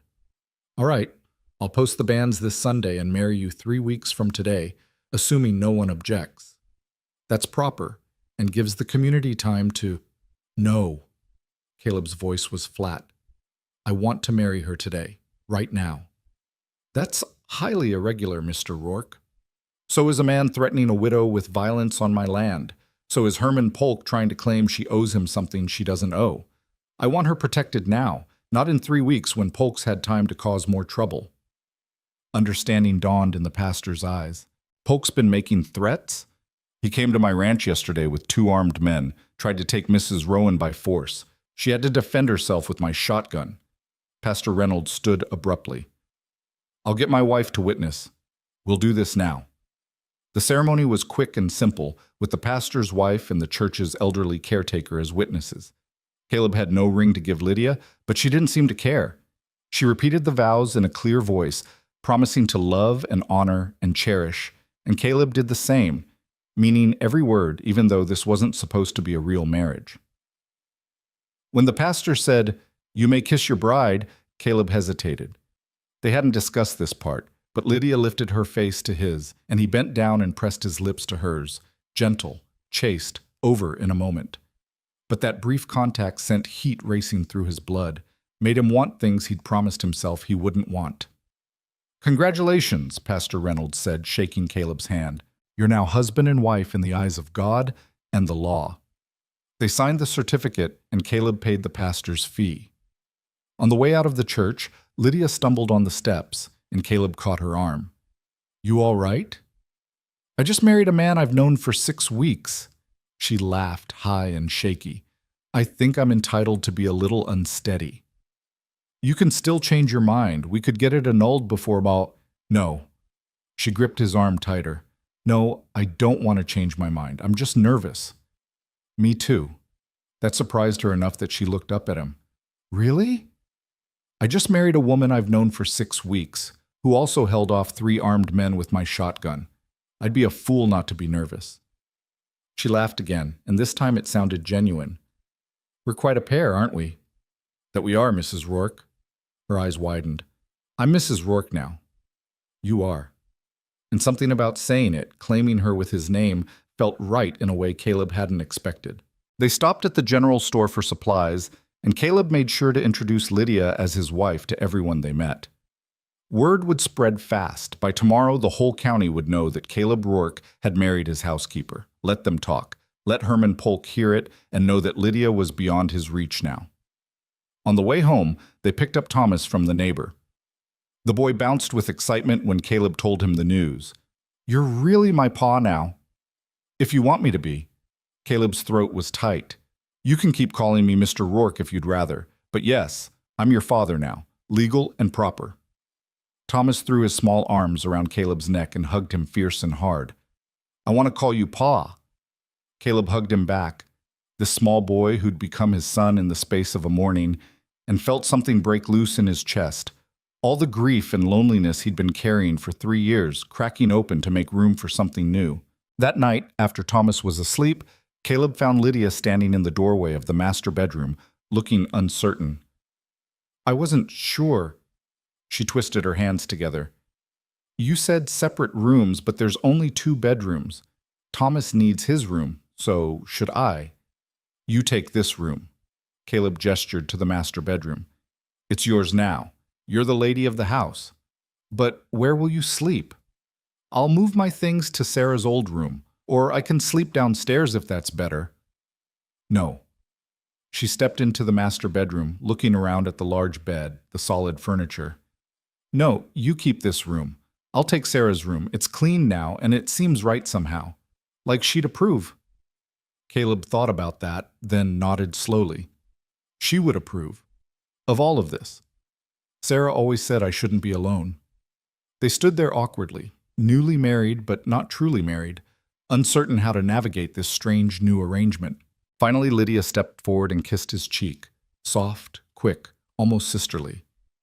Thank you, she whispered, for giving us a home, for protecting us, for being a good man when we needed one most. Thank you for bringing life back to this house. He touched her face briefly, his calloused fingers gentle on her skin, for making it feel like a home again. She smiled and turned away, disappearing into Sarah's room and closing the door softly behind her. Caleb stood in the hallway for a moment, listening to the sounds of her moving around, getting ready for bed. His wife, Lydia Rourke. It felt strange and right all at once. He went to his own room and lay awake for hours, staring at the ceiling and wondering what the hell he'd gotten himself into. This was supposed to be practical, a business arrangement to protect her and give him help with the ranch. But already, after just one day of marriage, he was feeling things he shouldn't feel, protective and possessive, and hungry for more than the chaste kiss they'd shared in the church. This was going to be harder than he'd thought. But it was done now, legal and binding. Lydia was his wife, Thomas was his son, and no one, especially not Herman Polk, could change that. 3 days later, the sheriff rode up to the ranch. Caleb met him in the yard, Lydia standing on the porch behind him with her arms crossed. Sheriff Taylor, Caleb's voice was cool. What brings you out here? Got a complaint from Herman Polk. Says your woman shot at him, tried to kill him. My wife, Caleb corrected. And she didn't try to kill him. If she had, he'd be dead. She fired a warning shot to defend her home and family when Polk came here with armed men making threats. The sheriff's eyes flicked to Lydia, then back to Caleb. Your wife? Since when? Since 3 days ago. We were married by Pastor Reynolds in the church with proper witnesses. I see. The sheriff shifted in his saddle. Polk also says she owes him money, 3 months' rent. Polk threw her out before those 3 months were up. Deal was void. He's got no claim on her, and he knows it. That's why he's trying to use you to harass us. Sheriff Taylor was quiet for a long moment, then sighed. Look, Rourke, between you and me, I know what kind of man Polk is, but he's made an official complaint. I have to investigate. Then investigate. Caleb stepped aside, gesturing to Lydia. Ask my wife what happened. Lydia came down from the porch, her head high. Mr. Polk came to this property with 2 armed men. He threatened my husband and tried to take me by force. I defended my home. That's all that happened. You fired a gun at him. I fired a warning shot over his head. If I'd wanted to hit him, I would have. My father taught me to shoot, and I'm very good at it. The sheriff suppressed a smile. I don't doubt that, Mrs. Rourke. But Polk's claiming you're crazy, dangerous, says you should be arrested. On what charge? Caleb's voice went hard. Defending her property? That's legal. Polk was trespassing on my land, making threats. If anyone should be arrested, it's him. That's not how he tells it. Then he's lying, and you know it. The 2 men stared at each other for a long moment. Finally, Sheriff Taylor nodded. I'll tell Polk I investigated and found no grounds for arrest. But Rourke, keep your wife away from guns around him. I don't want to be scraping anyone off the ground because tempers got hot. Polk stays off my land, there won't be any tempers. You can tell him that too. The sheriff tipped his hat to Lydia. Ma'am, congratulations on your marriage. He rode away, leaving Caleb and Lydia standing together in the yard. He believed us, Lydia said quietly. He knows Polk. Everyone knows what kind of man he is. Caleb turned to her. But this isn't over. Polk's going to keep pushing until something breaks. Then we'll deal with it when it comes. She took his hand, lacing her fingers through his. Together. He squeezed her hand and they stood there in the spring sunshine, married in name only but bound together by something stronger than passion, by necessity and respect, and the stubborn determination to protect what was theirs. Hermann Polk's reckoning was coming. But when it came, he would find not a vulnerable widow and a lonely rancher, but a united family willing to fight for their home. And they did fight. The next Sunday, Caleb took his new family to church for the first time as man and wife. He'd known there would be whispers, but he hadn't expected the cold silence that fell when they walked through the doors.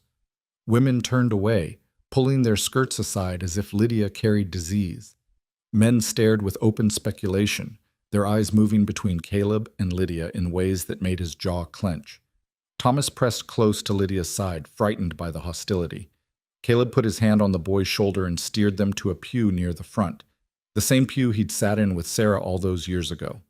If the congregation wanted to judge them, they could do it while looking at the backs of their heads. Pastor Reynolds preached about compassion and not casting stones, his eyes pointedly sweeping the pews, but the damage was done. After the service, only 2 people approached them: Mrs. Henderson, the washerwoman, and old Mr. Carter, who owned the feed store. "Don't let them get to you," Mrs. Henderson said quietly, squeezing Lydia's hand. "Small minds make for cruel tongues. You hold your head high, Mrs. Rourke." "Thank you," Lydia whispered, her eyes bright with unshed tears. On the church steps, Hermann Polk blocked their path. He'd cleaned up since the confrontation at the ranch, wearing his Sunday suit and a smile that didn't reach his eyes. "Well, well, the happy couple," his voice carried across the churchyard. "Didn't take you long to trap yourself a rich rancher, did it, Lydia? Smart woman, spreading your legs for—" Caleb's fist connected with Polk's jaw before the man could finish. Polk went down hard, blood spurting from his split lip. Women gasped. Men rushed forward, some to help Polk, others to hold Caleb back. "You watch your mouth around my wife," Caleb growled, shaking off the hands trying to restrain him. "Or next time I'll do more than split your lip." "You're crazy." Polk scrambled to his feet, dabbing at his bleeding mouth. "Everyone saw it. He attacked me for no reason."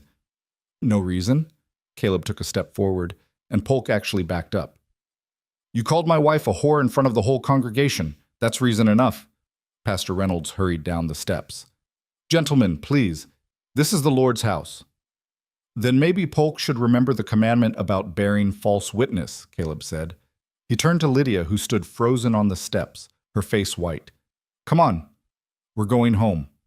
They drove back to the ranch in tense silence. Thomas had fallen asleep against Lydia's side, exhausted by the tension. When they pulled up to the house, Lydia finally spoke. "You shouldn't have hit him." "He called you a whore." "I know what he called me, but now you've given him exactly what he wants, witnesses who saw you attack him. He can press charges, Caleb. He can have you arrested." "Let him try." Caleb helped her down from the wagon, his hands lingering on her waist. "I won't let anyone speak about you that way. Not ever. I can handle cruel words. What I can't handle is you getting hurt because of me." She looked up at him, and the fear in her eyes was real. "You've given us so much. I couldn't bear it if protecting me cost you everything." He cupped her face in his hands, his thumbs brushing away the tears that had finally spilled over. "You and Thomas are my family now. Protecting you doesn't cost me anything. It's what a man does for his family." She leaned into his touch, and for a moment they stood there in the afternoon sun, closer than they'd been since the chaste kiss at their wedding. Caleb wanted to kiss her again, properly this time, but Thomas stirred between them and the moment broke. That night, lying in his bed alone, Caleb admitted the truth he'd been avoiding. This wasn't just a practical arrangement anymore.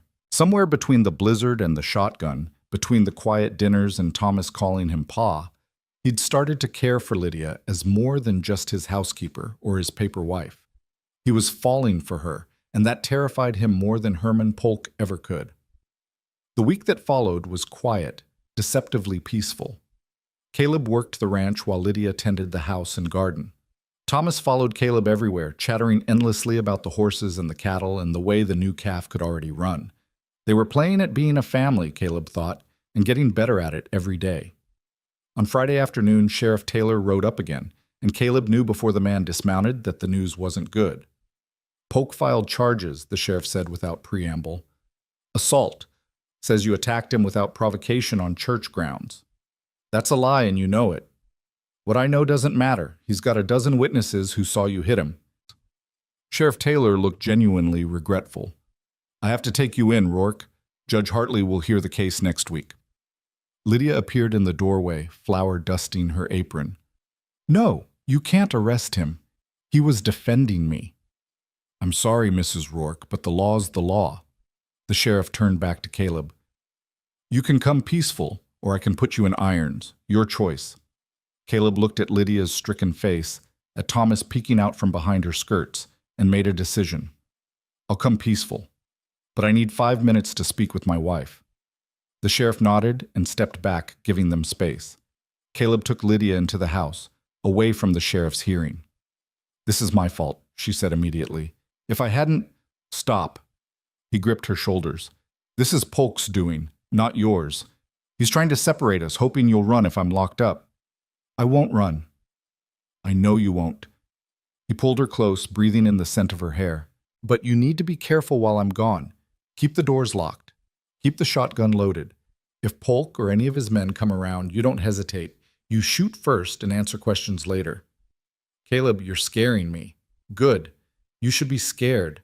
Polk's desperate now, and desperate men do dangerous things. He pulled back enough to look at her face. Promise me you'll be careful. I promise. She gripped his shirt. How long will they keep you? Until the hearing? A week? Maybe less if Judge Hartley can fit it in sooner. He smoothed her hair back from her face. You'll be all right. You're strong, Lydia. Stronger than you know. Thomas ran up and threw his arms around Caleb's legs. Pa, don't go. Don't let the bad man take you. Caleb knelt down and pulled the boy into a fierce hug. I have to go, buddy, but I'll be back soon. Meanwhile, you're the man of the house. You take care of your mama for me, all right? I will, Pa, I promise. The ride to town was long and humiliating. Word had spread, and people came out to watch as Sheriff Taylor brought Caleb in. Some looked sympathetic, but most just stared with the hungry curiosity of people watching someone else's misfortune. The jail cell was small and cold, with a narrow cot and a bucket. Caleb had never been locked up before, and the confinement made his skin crawl. But worse than the cell was the knowledge that Lydia and Thomas were alone at the ranch, unprotected except for a shotgun and Lydia's determination. Pastor Reynolds visited the next day, bringing food from his wife and news from town. Polk's telling everyone you're dangerous, that you've always had a violent temper, the pastor said. He's got people believing you married Mrs. Rowan just to have a woman to control, that you're no better than a brute. And what are you telling people? The truth. That I've known you 15 years and never saw you raise your hand to anyone who didn't deserve it. That Mrs. Rowan is a good woman who needed protection, and you gave it to her. Pastor Reynolds leaned closer to the bars. But Caleb, the truth doesn't always matter when lies are more entertaining. What about Judge Hartley? Is he a fair man? He is. But he's also up for re-election next year, and Polk has friends with money and influence. The pastor's expression was grave. I'm worried, Caleb. I won't lie to you. After the pastor left, Caleb lay on his cot and stared at the ceiling, rage and helplessness churning in his gut. This was exactly what Polk wanted, to separate him from Lydia, to make her vulnerable. And Caleb had walked right into the trap. 3 days into his confinement, Sheriff Taylor came to the cell with a telegram. It's from the county seat. Thought you'd want to see it. Caleb read the message twice, unable to believe what he was seeing. Herman Polk had been arrested. The charge, cattle rustling. Evidence had been found linking him to a ring of thieves operating across 3 counties. He was being held pending trial. How? Caleb looked up at the sheriff. How did they catch him? Anonymous tip led them to a hidden camp where they found stolen cattle with altered brands. Polk's been working with a gang out of Missouri, using his rental properties to hide stolen stock. Sheriff Taylor actually smiled. Looks like you won't be the only one seeing Judge Hartley after all. Does this mean I'm free? Not yet. You still hit him in front of witnesses.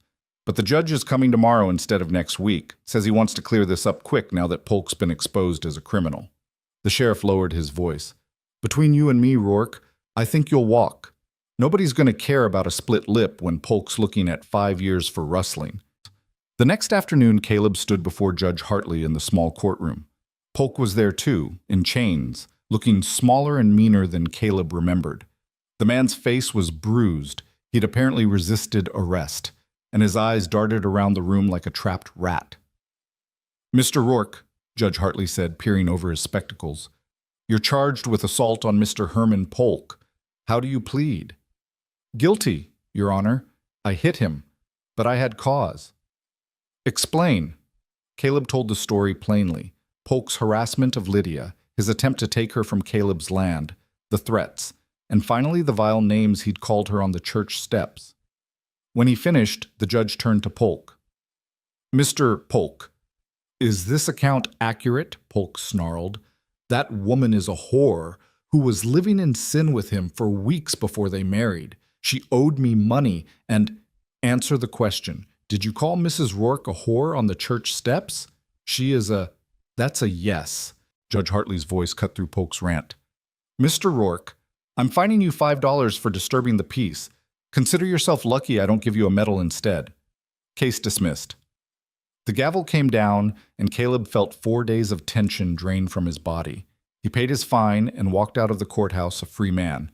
The first thing he did was head to the general store, where he knew Lydia had come to trade eggs for supplies. He found her coming out with Thomas, a basket on her arm. When she saw him, her face lit up like sunrise, and she ran to him, actually ran, propriety be damned, and threw her arms around his neck. "You're free. Oh, thank God, you're free." He held her tight, right there on Main Street with half the town watching. "Did you think I wouldn't be?" "I was terrified. I thought they'd send you to prison and Thomas and I would be alone again, and—" She was crying now, her face pressed against his shirt. "I was so scared. Pa!" Thomas crashed into them, wrapping his small arms around both their legs. "You came back!" Caleb picked up his son, and pulled his wife closer with his free arm. Let the town stare. Let them whisper. This was his family, and he'd burn down the world to keep them safe. That night, after Thomas was asleep and the dishes were washed, Lydia and Caleb sat together on the porch, watching the stars come out. It had become their habit, these quiet evenings when the work was done, sitting close but not touching, talking about nothing important or not talking at all. "Thank you," Lydia said softly, "for everything you did to protect me, for going to jail, for standing up to Polk, for—" "You don't have to thank me." "Yes, I do, because I think—" She turned to face him, and in the lamplight from the window he could see uncertainty and something else in her eyes. "I think somewhere along the way, this stopped being just an arrangement, for me at least." Caleb's heart hammered against his ribs. "What are you saying?" "I'm saying I care about you, Caleb, more than I should, given the terms we agreed to. I'm saying when you were locked up, I wasn't worried about losing my home or my security. I was worried about losing you." She took a shaky breath. "I understand if you don't feel the same way. I know this was supposed to be practical, nothing more, but I needed you to know." He stared at her, this brave, beautiful woman who'd shot Herman Polk's hat off his head and kept his house running while he was in jail and made him feel alive again after 3 years of just existing. And he made a choice. "It stopped being practical for me too," he said roughly. "I've been fighting it, telling myself I was too old to feel this way again, that you'd married me out of necessity and nothing more. But Lydia, when I was in that cell, all I could think about was you, coming home to you, keeping you safe, building a life with you." "A real life?" Her voice was barely a whisper. "Not just a real life, a real marriage." He reached out and tucked a strand of hair behind her ear, his hand lingering on her cheek. "If that's what you want." "It's what I want." She leaned into his touch. "But Caleb, I need to know, am I just a replacement for Sarah? Because I can't be her. I'll never be her." "I don't want you to be Sarah." He said it firmly, needing her to believe him. "Sarah was my first love, and I'll always cherish what we had. But you're different. You're strong, where she was gentle, brave where she was cautious. You fit into my life in ways Sarah never could have, and I—" He stopped, the words catching in his throat. "You what?" "I love you." The admission felt like jumping off a cliff. I didn't mean to. I tried not to. But I love you, Lydia Rourke, and I want this marriage to be real in every sense of the word. She kissed him. Not the chaste peck from their wedding, but a real kiss. Deep and desperate and full of months of denied wanting. Caleb kissed her back, his hands tangling in her hair, pulling her closer. She tasted like the apple pie she'd made for dessert, sweet and tart and perfect. When they finally broke apart, both breathing hard, Lydia rested her forehead against his. I love you too, she whispered. I think I have for weeks now, but I was too scared to admit it. No more being scared. He kissed her again, softer this time. No more pretending this is just practical. What about separate rooms? He smiled against her lips. What about them? I think, she said slowly, her cheeks pink even in the darkness, that maybe we don't need them anymore. Heat flooded through him, but he forced himself to slow down. Are you sure? We don't have to rush. I can wait until you're ready. I'm ready. She looked up at him, and there was no doubt in her eyes. Take me to bed, Caleb. Your bed. Where I should have been all along. He stood and pulled her up with him, and they went into the house together, closing the door on the past and all its ghosts. That night, Caleb Rourke and Lydia Rourke became husband and wife in truth, and the house that had been so empty for so long was finally, truly, a home again. In the weeks that followed, life settled into a new normal, one that felt right in ways Caleb had forgotten were possible. He'd wake to find Lydia beside him, her dark hair spread across the pillow, and feel gratitude so intense it hurt. They'd have breakfast as a family, with Thomas chattering about his plans for the day. Caleb would work the ranch, but now he'd come in for lunch and steal kisses in the kitchen while Lydia swatted him away, laughing. In the evenings, they'd sit together on the porch, her hand in his, while Thomas played with the barn cat. The town slowly came around. With Polk exposed as a criminal and awaiting trial, people began to see Caleb and Lydia's marriage in a different light. Mrs. Henderson made a point of inviting them to Sunday dinner. Mr. Carter gave them credit at the store without being asked. Even the women who'd turned away at church started nodding politely when they passed. Caleb didn't care about the town's approval, but Lydia did. She'd spent too long being judged, and the acceptance, grudging though it was, meant something to her. So he held his tongue when people who'd shunned her suddenly wanted to be friendly, and he let her rebuild the social connections she needed. Thomas thrived. He grew taller, stronger, more confident. He followed Caleb everywhere, learning to rope and ride and tend cattle. He called Caleb Pa without hesitation now, and when people asked if Thomas was Caleb's natural son, Caleb would say, "He's my son in every way that counts." The adoption papers came through in May, making it official. Thomas Rourke, legally and forever. They celebrated with a special dinner and a cake Lydia baked, and Thomas wore his best clothes and looked so proud Caleb had to turn away to hide the tears in his eyes. "You're crying, Pa," Thomas said, coming over to tug on his sleeve. "Happy tears, buddy, just happy tears." That night in bed, Lydia curled against Caleb's side and whispered, "Thank you for loving my son like he's yours." "He is mine." Caleb kissed the top of her head. "Just like you're mine." "Yours," she agreed, and kissed his chest. "Always." In June, Herman Polk was tried for cattle rustling and sentenced to 6 years in prison. Caleb and Lydia didn't attend the trial. They'd moved past Polk, past all the fear and anger he'd caused. But when Sheriff Taylor rode out to tell them the verdict, Caleb shook his hand and felt the last knot of tension in his chest finally release. "It's over," he told Lydia that evening.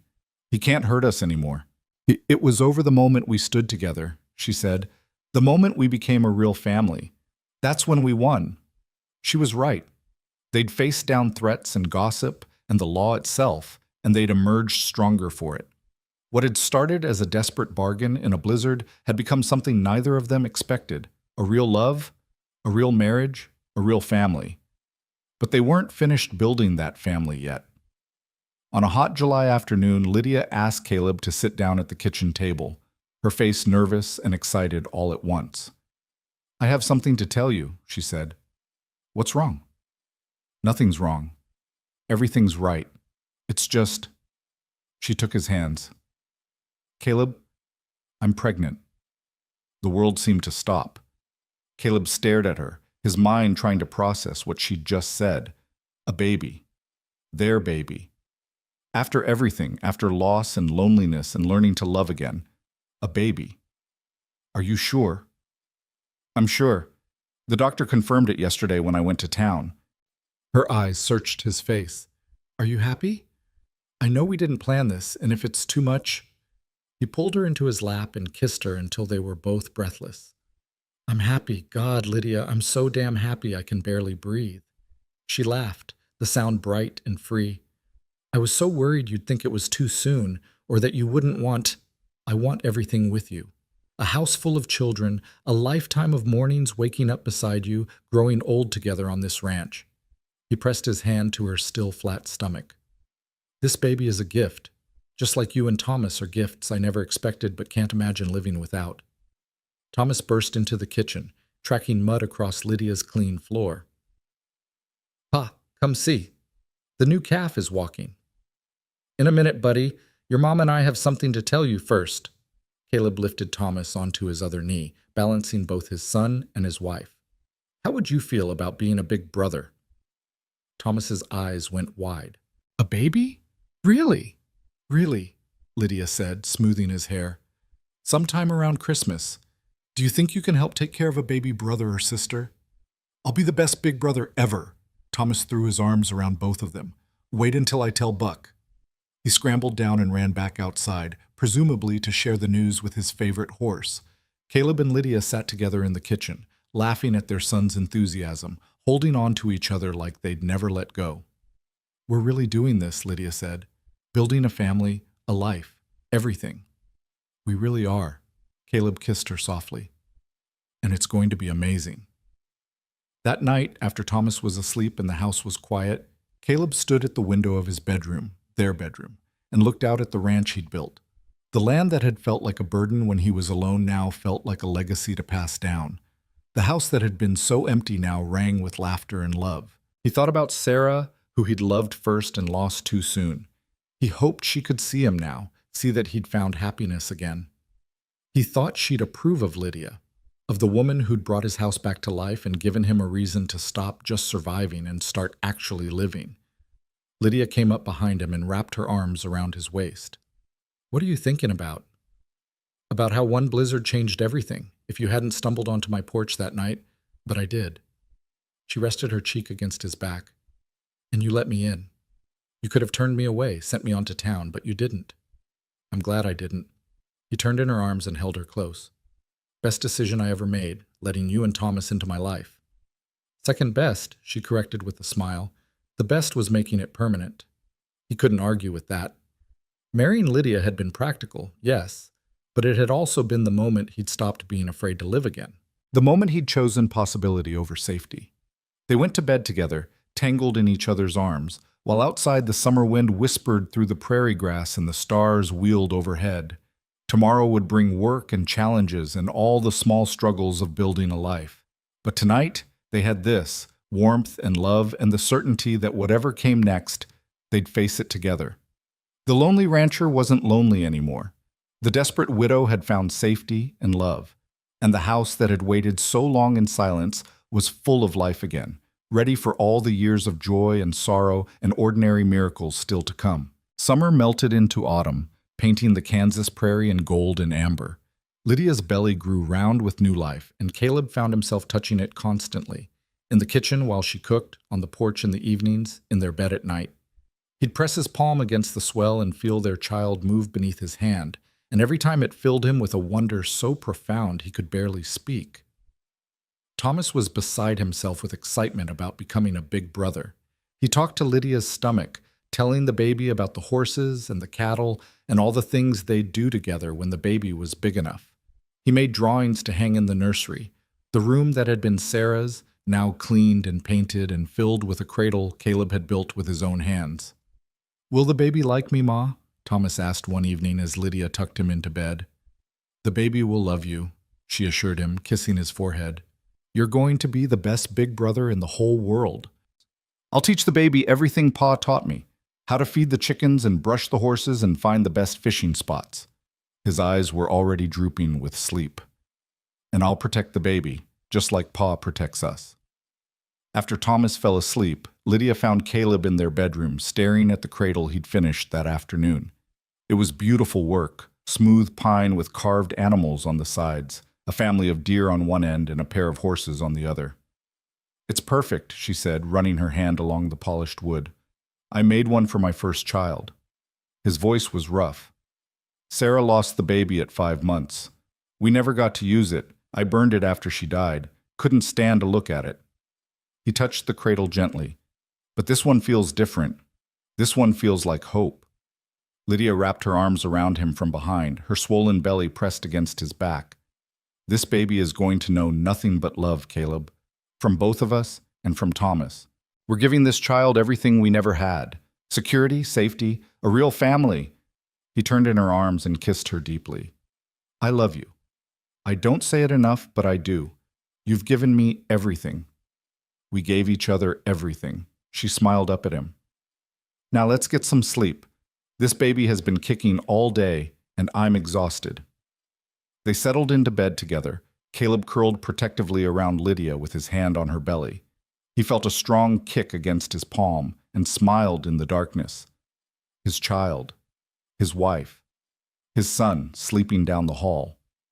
A year ago, he'd been alone in this house, going through the motions of living without actually being alive. Now everything had changed, and he sent up a silent prayer of thanks to whatever force had driven Lydia to his door that frozen night. October brought the first frost and news that spread through the county like wildfire. Herman Polk had died in prison. "An illness," the letter from the warden said, "quick and without much suffering." The man who'd terrorized Lydia, who'd threatened their family, who'd embodied all their fears, was simply gone.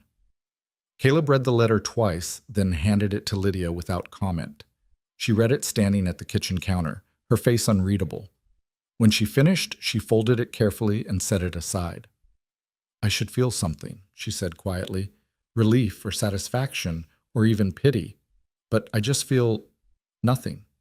He's gone, and it changes nothing about our lives. Because we already moved past him." Caleb pulled her close, careful of her belly. "He stopped mattering the moment we decided to be a real family." "I suppose you're right." She leaned against his chest. "It's strange, though. For so long he was this presence in my life, this threat hanging over everything, and now he's just gone, like he never mattered at all. He didn't matter, not really. He was just a cruel man who wielded what little power he had to hurt people weaker than him." Caleb kissed the top of her head. "The world's better off without him, but we're not going to waste energy celebrating his death. We've got better things to focus on. Like the baby, who was due in just 2 months. Like the ranch, which was thriving under Caleb's careful management. Like Thomas, who'd started reading from the primers Lydia taught him with, sounding out words by the fire in the evenings. They had a life now, full and real and good. And Herman Polk's death was just a footnote to their story. That Sunday, they went to church as a family, something that had become easier as the town's attitude toward them softened. Lydia was visibly pregnant now, and the women who'd once shunned her now stopped to coo over her belly and offer advice. Mrs. Henderson had organized a quilting bee to make blankets for the baby, and even the pastor's wife had contributed squares. After the service, they were approached by a young couple Caleb didn't recognize. The man was thin and nervous, his wife round-faced and timid. They introduced themselves as the Millers, new to the area and looking for work. "Mr. Carter at the feed store said you might be hiring," the young man said, twisting his hat in his hands.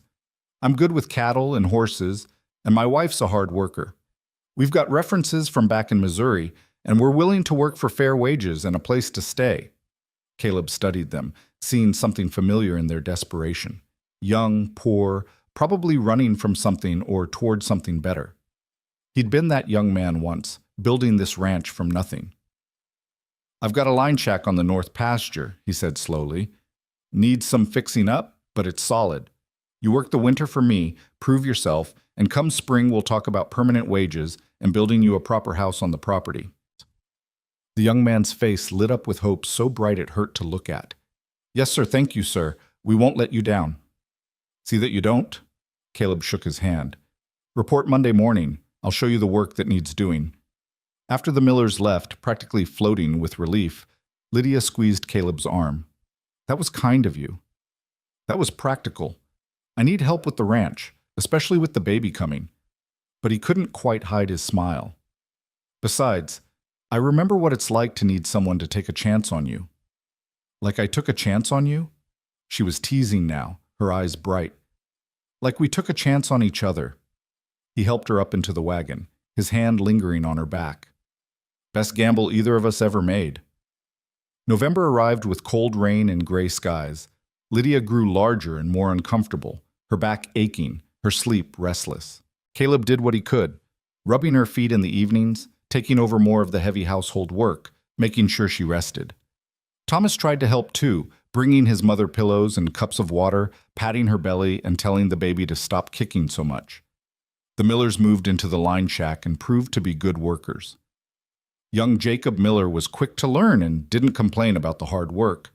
His wife, Emma, helped Lydia when she could, coming to the house twice a week to do the heavier cleaning and laundry. It was nice, Lydia thought, to have another woman nearby. Nice to have neighbors who felt like friends instead of judges. On a cold night in late November, Lydia woke Caleb with a hand on his shoulder and fear in her voice. It's time. He was up instantly, his heart hammering. You're sure? It's early. The baby doesn't care about dates, Caleb. It's coming. She gripped his hand as a contraction rolled through her. You need to get the doctor. I'm not leaving you. You have to. Please. Another contraction, stronger this time. Send Jacob for the doctor. You stay with me. Caleb dressed faster than he ever had in his life, pulling on boots and coat. He ran through the cold darkness to the line shack and pounded on the door. Jacob appeared, bleary-eyed and confused. My wife's in labor. Ride to town and fetch Dr. Morrison. Fast as you can. Jacob nodded and was moving before Caleb finished speaking. Caleb ran back to the house and up the stairs to their bedroom, where Lydia was breathing through another contraction, her face pale in the lamplight. I'm here. He took her hand. Jacob's gone for the doctor. What about Thomas? Still asleep. We'll deal with him when he wakes. Caleb smoothed her hair back from her sweaty forehead. What do you need? What can I do? Just stay with me. Don't leave me alone. Never. He kissed her hand. I'm not going anywhere. The next hours were the longest of Caleb's life. He'd been through childbirth once before, with Sarah, but that baby had come too early and too small and hadn't survived. This time felt different. Lydia was strong, the baby was full term, and Dr. Morrison arrived just as the sun was rising, his bag in hand and calm competence on his face. Thomas woke and appeared in the doorway, scared by his mother's cries. Caleb left Lydia long enough to take the boy downstairs, where Emma Miller had arrived to help. Is Mama going to die? Thomas asked, his eyes huge with fear. No, buddy. Your mama's just working hard to bring your baby brother or sister into the world. Caleb knelt down and hugged him tight. It's scary to hear her hurting, but I promise she's going to be fine. Mrs. Miller is going to stay with you, and when the baby comes, you'll be the first to meet your new brother or sister. All right? Thomas nodded, not quite convinced but trusting his father. Caleb kissed his forehead and ran back upstairs where Lydia was gripping the bedpost and pushing with everything she had. Almost there, Dr. Morrison said. One more push, Mrs. Rourke. Lydia screamed, a sound of pure effort and determination, and then suddenly there was another sound, the thin, outraged wail of a newborn. Caleb's knees went weak with relief. It's a girl, Dr. Morrison announced, holding up the squirming, red-faced infant. A healthy baby girl. Caleb moved to Lydia's side as the doctor cleaned and wrapped the baby. She was exhausted, her hair plastered to her head with sweat, but she'd never looked more beautiful to him. A girl, she whispered. Caleb, we have a daughter. He kissed her, tasting salt and tears. His or hers, he couldn't tell. You did it. You were so brave. I'm so proud of you. Dr. Morrison placed the baby in Lydia's arms, and Caleb got his first real look at his daughter. She was tiny and perfect, with a cap of dark hair and Lydia's delicate features. Her eyes were unfocused but alert, taking in this strange new world, and when Caleb touched her miniature hand, she gripped his finger with surprising strength. "Hello, little one," he said, his voice breaking. "I'm your pa, and that's your mama. And you've got a big brother downstairs who can't wait to meet you." "What should we name her?" Lydia asked, stroking the baby's cheek with gentle fingers. Caleb thought of Sarah, his first wife, who he'd loved and lost. Thought of Lydia, his second wife, who'd brought him back to life. Thought of the future stretching ahead, full of promise and hope. "Hope," he said. "Let's name her Hope, because that's what she represents.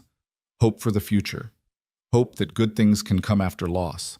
Hope that families can be built from broken pieces." Lydia smiled through her tears. "Hope Rourke, it's perfect." Well, they let Thomas come up to meet his sister, and the boy was appropriately awed by the tiny creature in his mother's arms.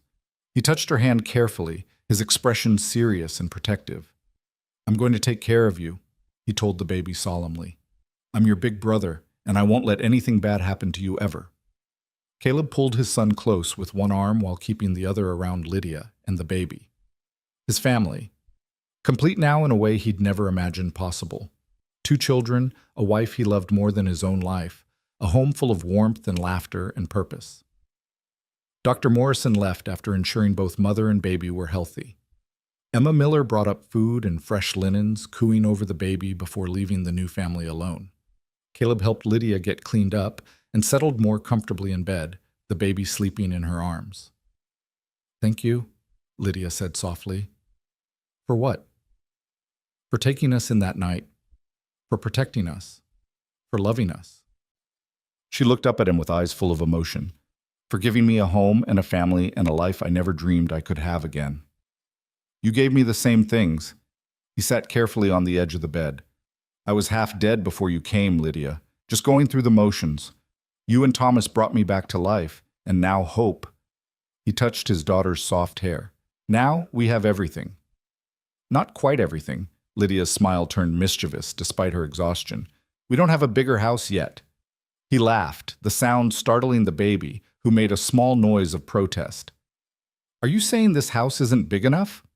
"I'm saying if we're going to keep having babies, we might need to add on a few more rooms." "More babies?" His heart swelled at the thought. "You want more children?" "Eventually, when I've recovered from this one." She shifted Hope to a more comfortable position. "But yes, I want more. I want to fill this house with children and noise and life. And I want everything we never had growing up. Brothers and sisters who love each other, parents who are there, a home that feels safe. Then that's what we'll have."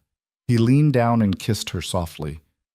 "However many children you want, however big we need to make the house, we'll build it together." They settled into the new rhythm of life with an infant. Sleepless nights and endless diapers, the sweet weight of hope in their arms, the exhaustion mixed with joy. Thomas adjusted to being a big brother with the seriousness of someone given an important job. He'd help change diapers and fetch blankets and sing to Hope when she cried, his young voice surprisingly soothing. The ranch continued to thrive. Young Jacob Miller proved himself valuable enough that Caleb made the arrangement permanent come spring, giving the couple a plot of land to build their own house and a fair wage. It felt good to help someone else the way Caleb had once needed help, to pass along the opportunities he'd been given. Winter settled over the prairie, but the house stayed warm. Caleb added insulation and repaired the windows, making sure his family would never be cold again. He built toys for the children, a rocking horse for Thomas, a wooden rattle for Hope. He worked the ranch during the day and came home to a house full of life every evening. One night in January, after both children were asleep, Caleb and Lydia sat by the fire, wrapped in each other's arms. Outside, snow fell softly, reminding them both of that first night a year ago, when Lydia had stumbled to his door, half frozen and desperate. "Do you ever think about that night?" Lydia asked, reading his thoughts. "About how different things could have been if you'd turned us away?" "Every day." He held her closer.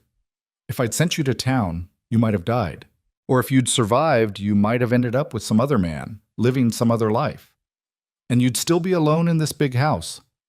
Probably would have sold it eventually, couldn't stand the emptiness." He kissed her hair. "But I didn't turn you away, and you didn't die, and here we are." "Here we are," she echoed. "Happy, together, loved. More than I ever thought I'd be again." He turned her face up to his. I want you to know something, Lydia. This marriage, this family, it's not just practical anymore. It hasn't been for a long time. This is real. This is forever. You're not just the woman who needed shelter. You're the love of my life, the mother of my children, my partner in everything. Tears spilled down her cheeks, catching the firelight. I know. I feel the same way. What started as necessity became something more, something better than I ever imagined possible.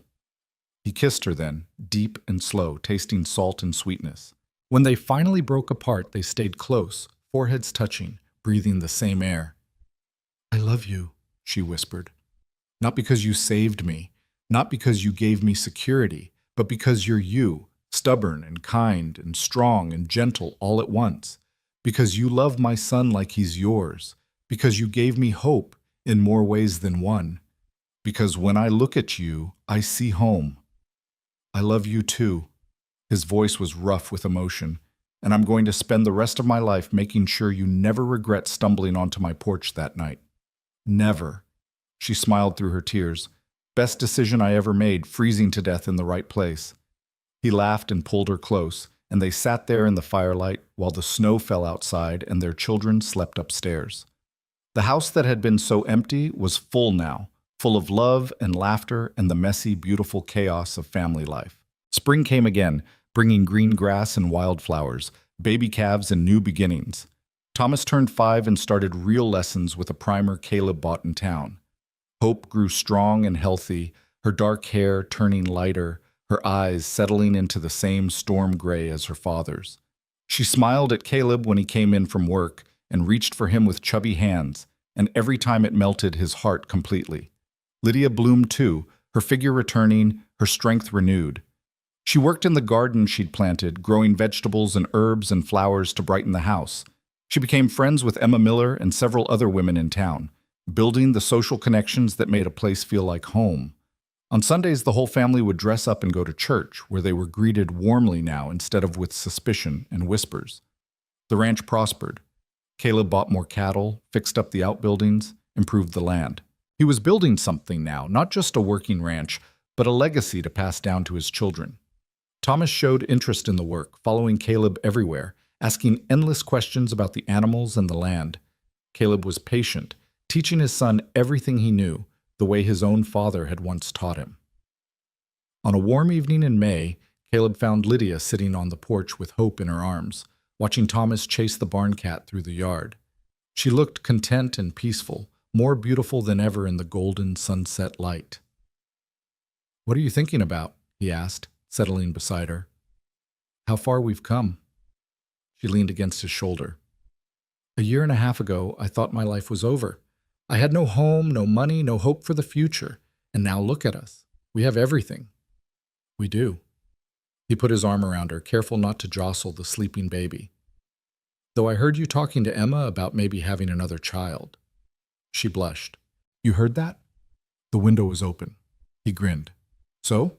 Is it true?" "Maybe. Eventually." She looked up at him, suddenly shy. "Would you want another baby?" "I'd want a dozen babies if you wanted them." He kissed her temple. "Though I'd settle for 2 or 3 more. Fill up this house the way you said." 2 or 3 more, she repeated, laughing. "You're ambitious. I'm greedy. I've got a good thing here, and I want to hold on to it as long as possible." He took Hope from her arms and cradled his daughter against his chest. The baby stirred but didn't wake, trusting completely in her father's arms. "These children, this family, it's everything I never knew I needed." "Me too." Lydia rested her head on his shoulder, watching Thomas finally catch the cat and scoop it into a gentle hug. "We built something good here, didn't we? Something that'll last." "We built something extraordinary." He kissed the top of her head. "And we're not done yet. We've got years ahead of us. Years of watching these kids grow, years of working this land together, years of loving each other." "Promise me something," she said quietly. "Anything. Promise me you'll never regret it. Even when times get hard, even when the kids are difficult or money's tight or we're both exhausted. Promise me you'll remember this feeling and know it was all worth it." "I promise." He said it firmly, without hesitation. "Lydia, there's not a single moment I regret. Not one decision, not one choice. This marriage, this family, it's the best thing that ever happened to me, and I'll spend the rest of my life being grateful that you stumbled onto my porch that night." She turned and kissed him, soft and sweet, while Hope slept between them, and Thomas played in the yard and the sun painted the sky in shades of gold and pink. It was an ordinary moment, really, nothing dramatic or life-changing. Just a family together on their porch, loving each other in the quiet way that built lifetimes. But to Caleb and Lydia, it was everything. It was the fulfillment of promises made in desperation and kept in love. It was proof that broken people could heal, that lonely hearts could find connection, that families could be built from nothing more than necessity and hope and stubborn determination. The lonely rancher wasn't lonely anymore. The desperate widow had found not just shelter, but a home, a real home, with love and laughter and children who'd grow up knowing they were wanted. What had started with a blunt proposal, "I need a wife tonight, and you need a roof," had become a love story neither of them expected, but both would cherish forever. As the stars came out and the prairie settled into evening quiet, Caleb Rourke held his wife and daughter close and watched his son play in the twilight. He thought about the journey that had brought them here, about loss and grief and the courage it took to open his heart again. He thought about Lydia's bravery, Thomas's resilience, Hope's pure trust in the world, and he knew, with absolute certainty, that this was what happiness looked like. Not perfect, never perfect, but real and solid and worth fighting for. They'd faced down threats and gossip, fear and uncertainty, and they'd come through stronger, together. Thomas ran up the porch steps, breathless and grinning. "Pa, did you see? I caught smoke all by myself." "I saw, buddy. You're getting quick." Caleb ruffled his son's hair. "Time to wash up for bed." "Can you tell me a story about when you and Ma first met?" Lydia and Caleb exchanged glances, sharing a smile full of private memories. "I think we can do that," Lydia said. "Come on, let's get you inside." They went into the house together, the whole family, and Caleb closed the door on the night. Inside was warmth and light, and the sound of Thomas's chatter as he raced up the stairs. Inside was the smell of Lydia's cooking and the soft weight of hope in his arms. Inside was home. Real, permanent, forever home. And as Caleb settled into the rocking chair to tell his son the story of a blizzard and a desperate widow and a lonely man who took a chance on love, he sent up a prayer of thanks for second chances, for brave women and resilient children, for houses that became homes and strangers who became family, for a life rebuilt from broken pieces into something beautiful and whole and entirely worth living. The end.